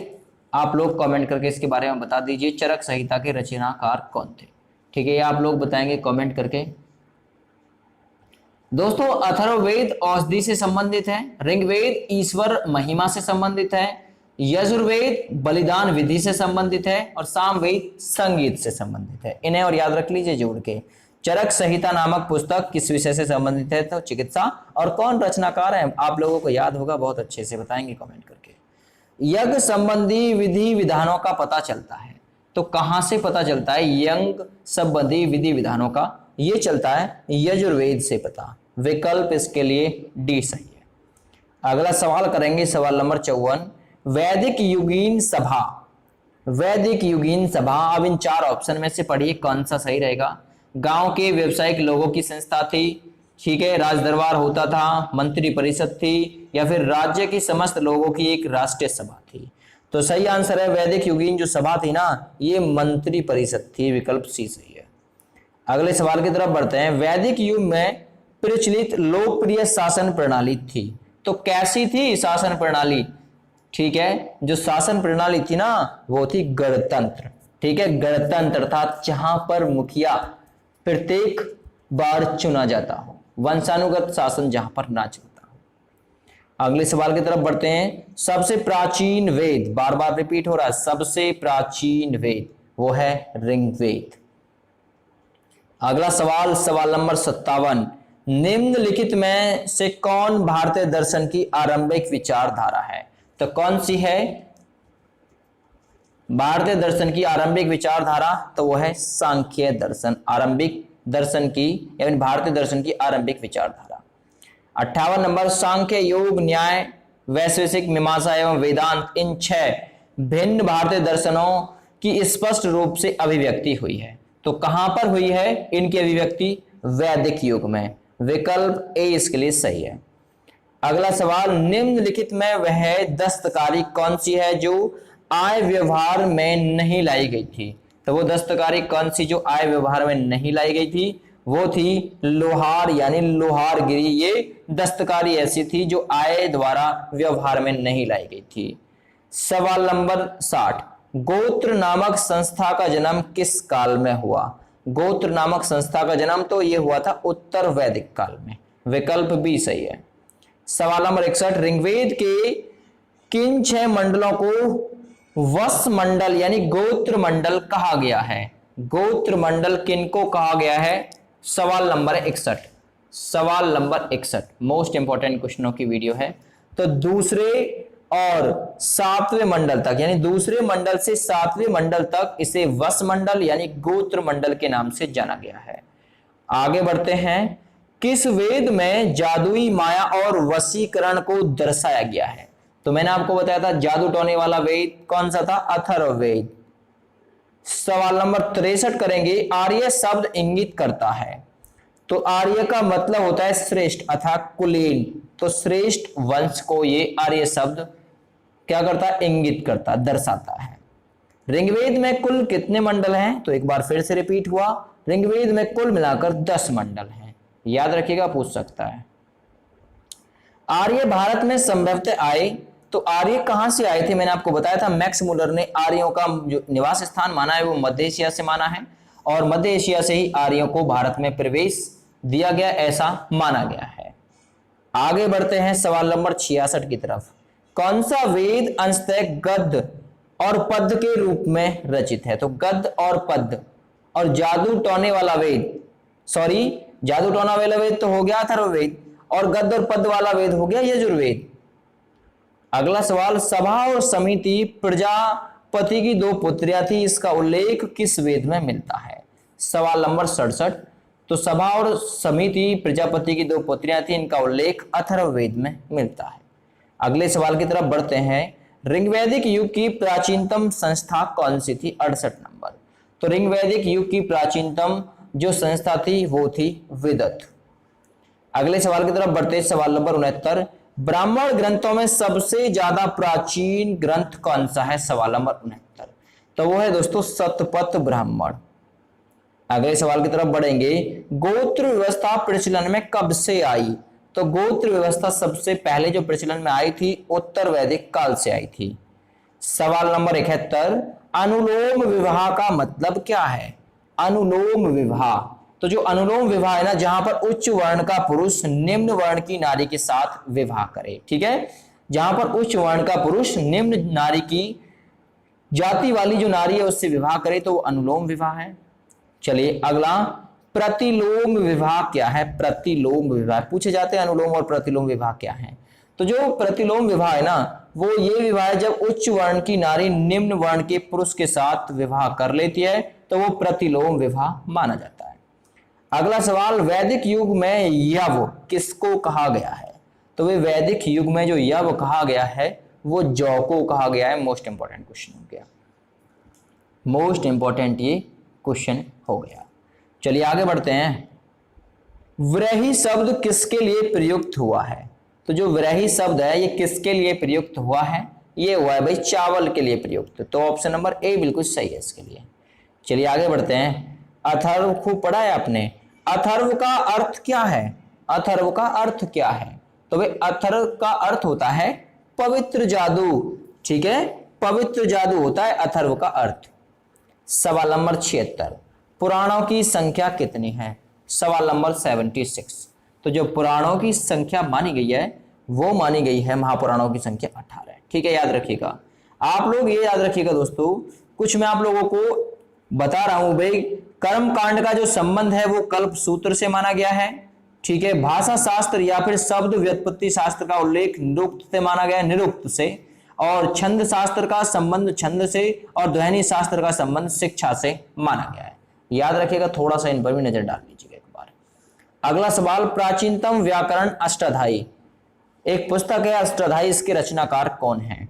ठीक है, ये संस्कृत पर आधारित पुस्तक है, इसके रचनाकार है महर्षि पाणिनि। अगला सवाल, सवाल नंबर 78। निम्न में से कौन सी स्मृति प्राचीनतम है? सबसे ज्यादा प्राचीनतम स्मृति वो है मनु स्मृति, और मनु के द्वारा ही रचित है।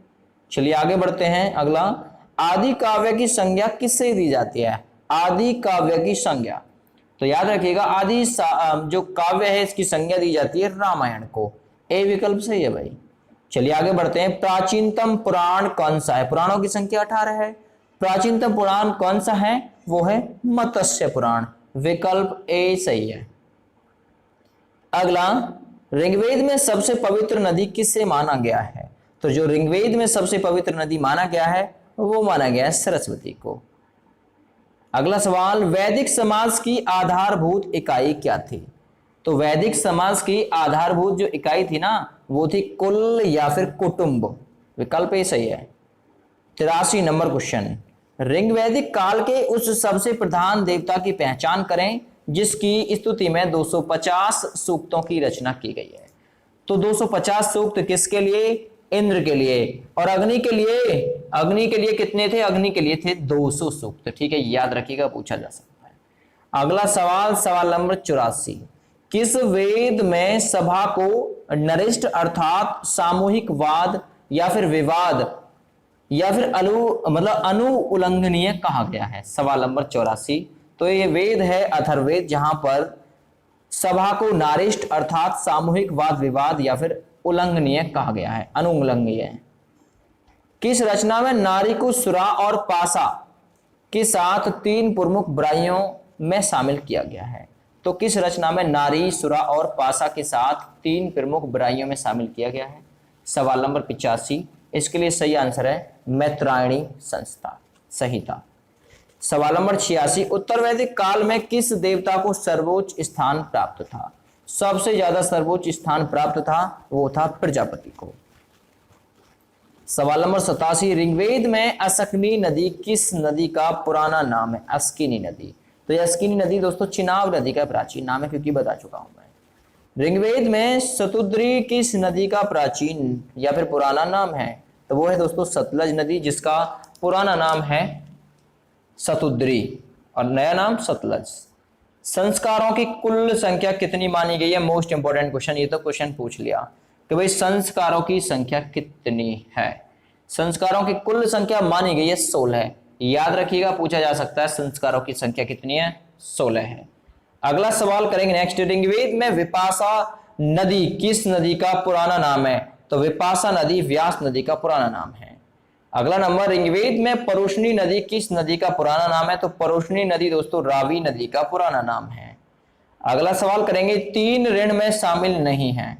तो जो 3 ऋण में शामिल नहीं है वो इनमें से कौन सा नहीं है? देव ऋण, पितृ ऋण, ऋषि ऋण या फिर मातृ ऋण। तो 3 ऋण में शामिल नहीं है मातृ ऋण। सवाल नंबर 93। ऋग्वैदिक काल से संबंधित मृदभांड संस्कृति है। तो भाई ऋग्वैदिक काल से संबंधित मृदभांड संस्कृति वो क्या है? तो याद रखिएगा वो है सवाल नंबर 93 गेरुवर्णी मृदभांड OCP संस्कृति। याद रखिएगा, पूछा जा सकता है। अगला सवाल 94। उत्तर वैदिक काल से संबंधित मृदभांड मतलब जो संस्कृति है वो कौन सी है? तो वो है दोस्तों चित्र दूसर मृदभांड यानी PGW संस्कृति। ये उत्तर वैदिक काल और ये ऋग्वैदिक काल की थी गेरुवर्णी मृदभांड संस्कृति। सवाल नंबर 95। हरियाणा प्रांत में चित्र दूसर मृदभांड यानी PGW स्थल किस स्थान पर हाल ही में उत्खनन से प्रकाश में आया है? ठीक है, तो वो है भगवानपुर, जहां से चित्र दूसर मृदभांड PGW स्थल उत्खनन से प्रकाश में आया है। सवाल नंबर 96। प्राचीनतम विवाह संस्कार का वर्णन करने वाले विवाह सूक्त किस में पाया जाता है या फिर पाया जाता है? तो सवाल नंबर 96 है, ये पाया जाता है दोस्तों ऋग्वेद में। सवाल नंबर 97। ऋग्वेद में अघन्य यानी जिसका वध योग्य नहीं है, इस शब्द का प्रयोग किसके लिए किया गया है? तो इस शब्द का प्रयोग किया गया है गाय के लिए। गाय के वध जो है गाय का वो योग्य नहीं माना गया है। ऋग्वेद में अग्नि के लिए कितने सूक्त हैं? तो भाई ऋग्वेद में अग्नि के लिए 200 सूक्त हैं, मैंने बताया था पहले ही 200 सूक्त हैं ऋग्वेद में अग्नि के लिए। अगला सवाल, सवाल नंबर 99।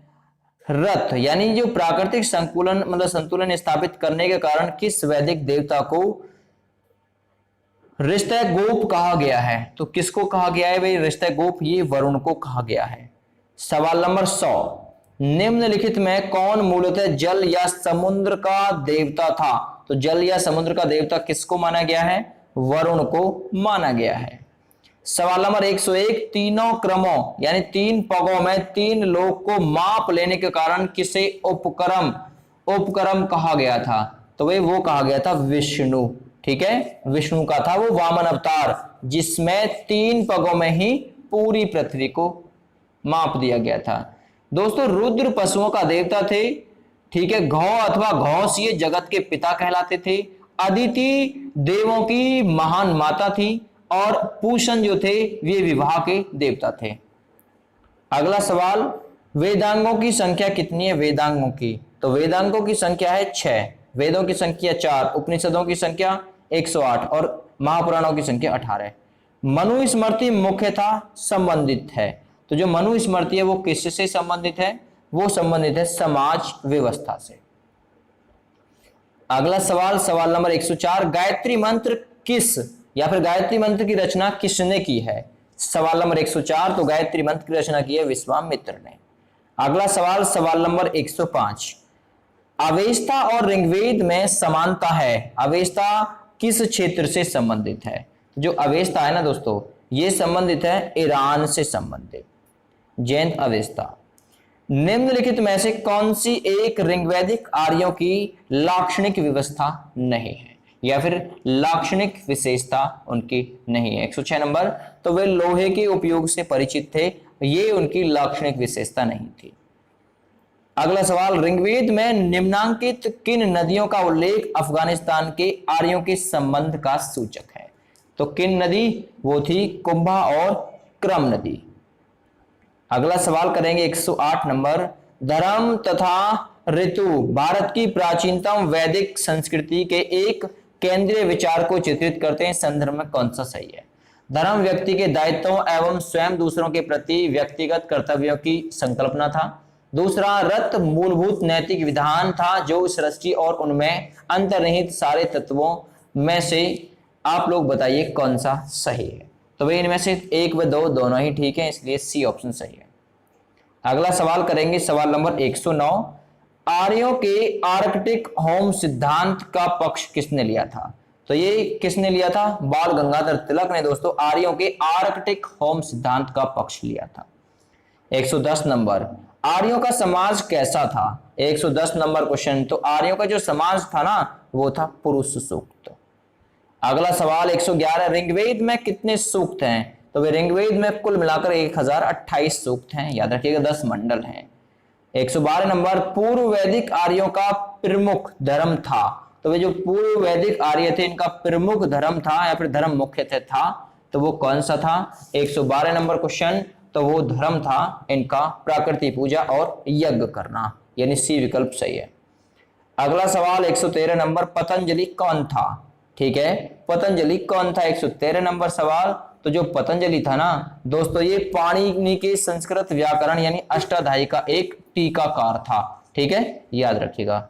114 नंबर सवाल करेंगे 114, सतपथ ब्राह्मण से संबंधित राजा विदेह, ठीक है, विदेह माधव से संबंधित ऋषि थे, तो उनसे संबंधित ऋषि थे ऋषि गौतम रहुण। ठीक है, तो ये ऋग्वैदिक काल से जो इंपॉर्टेंट क्वेश्चन बनते थे वो आ गए आपके।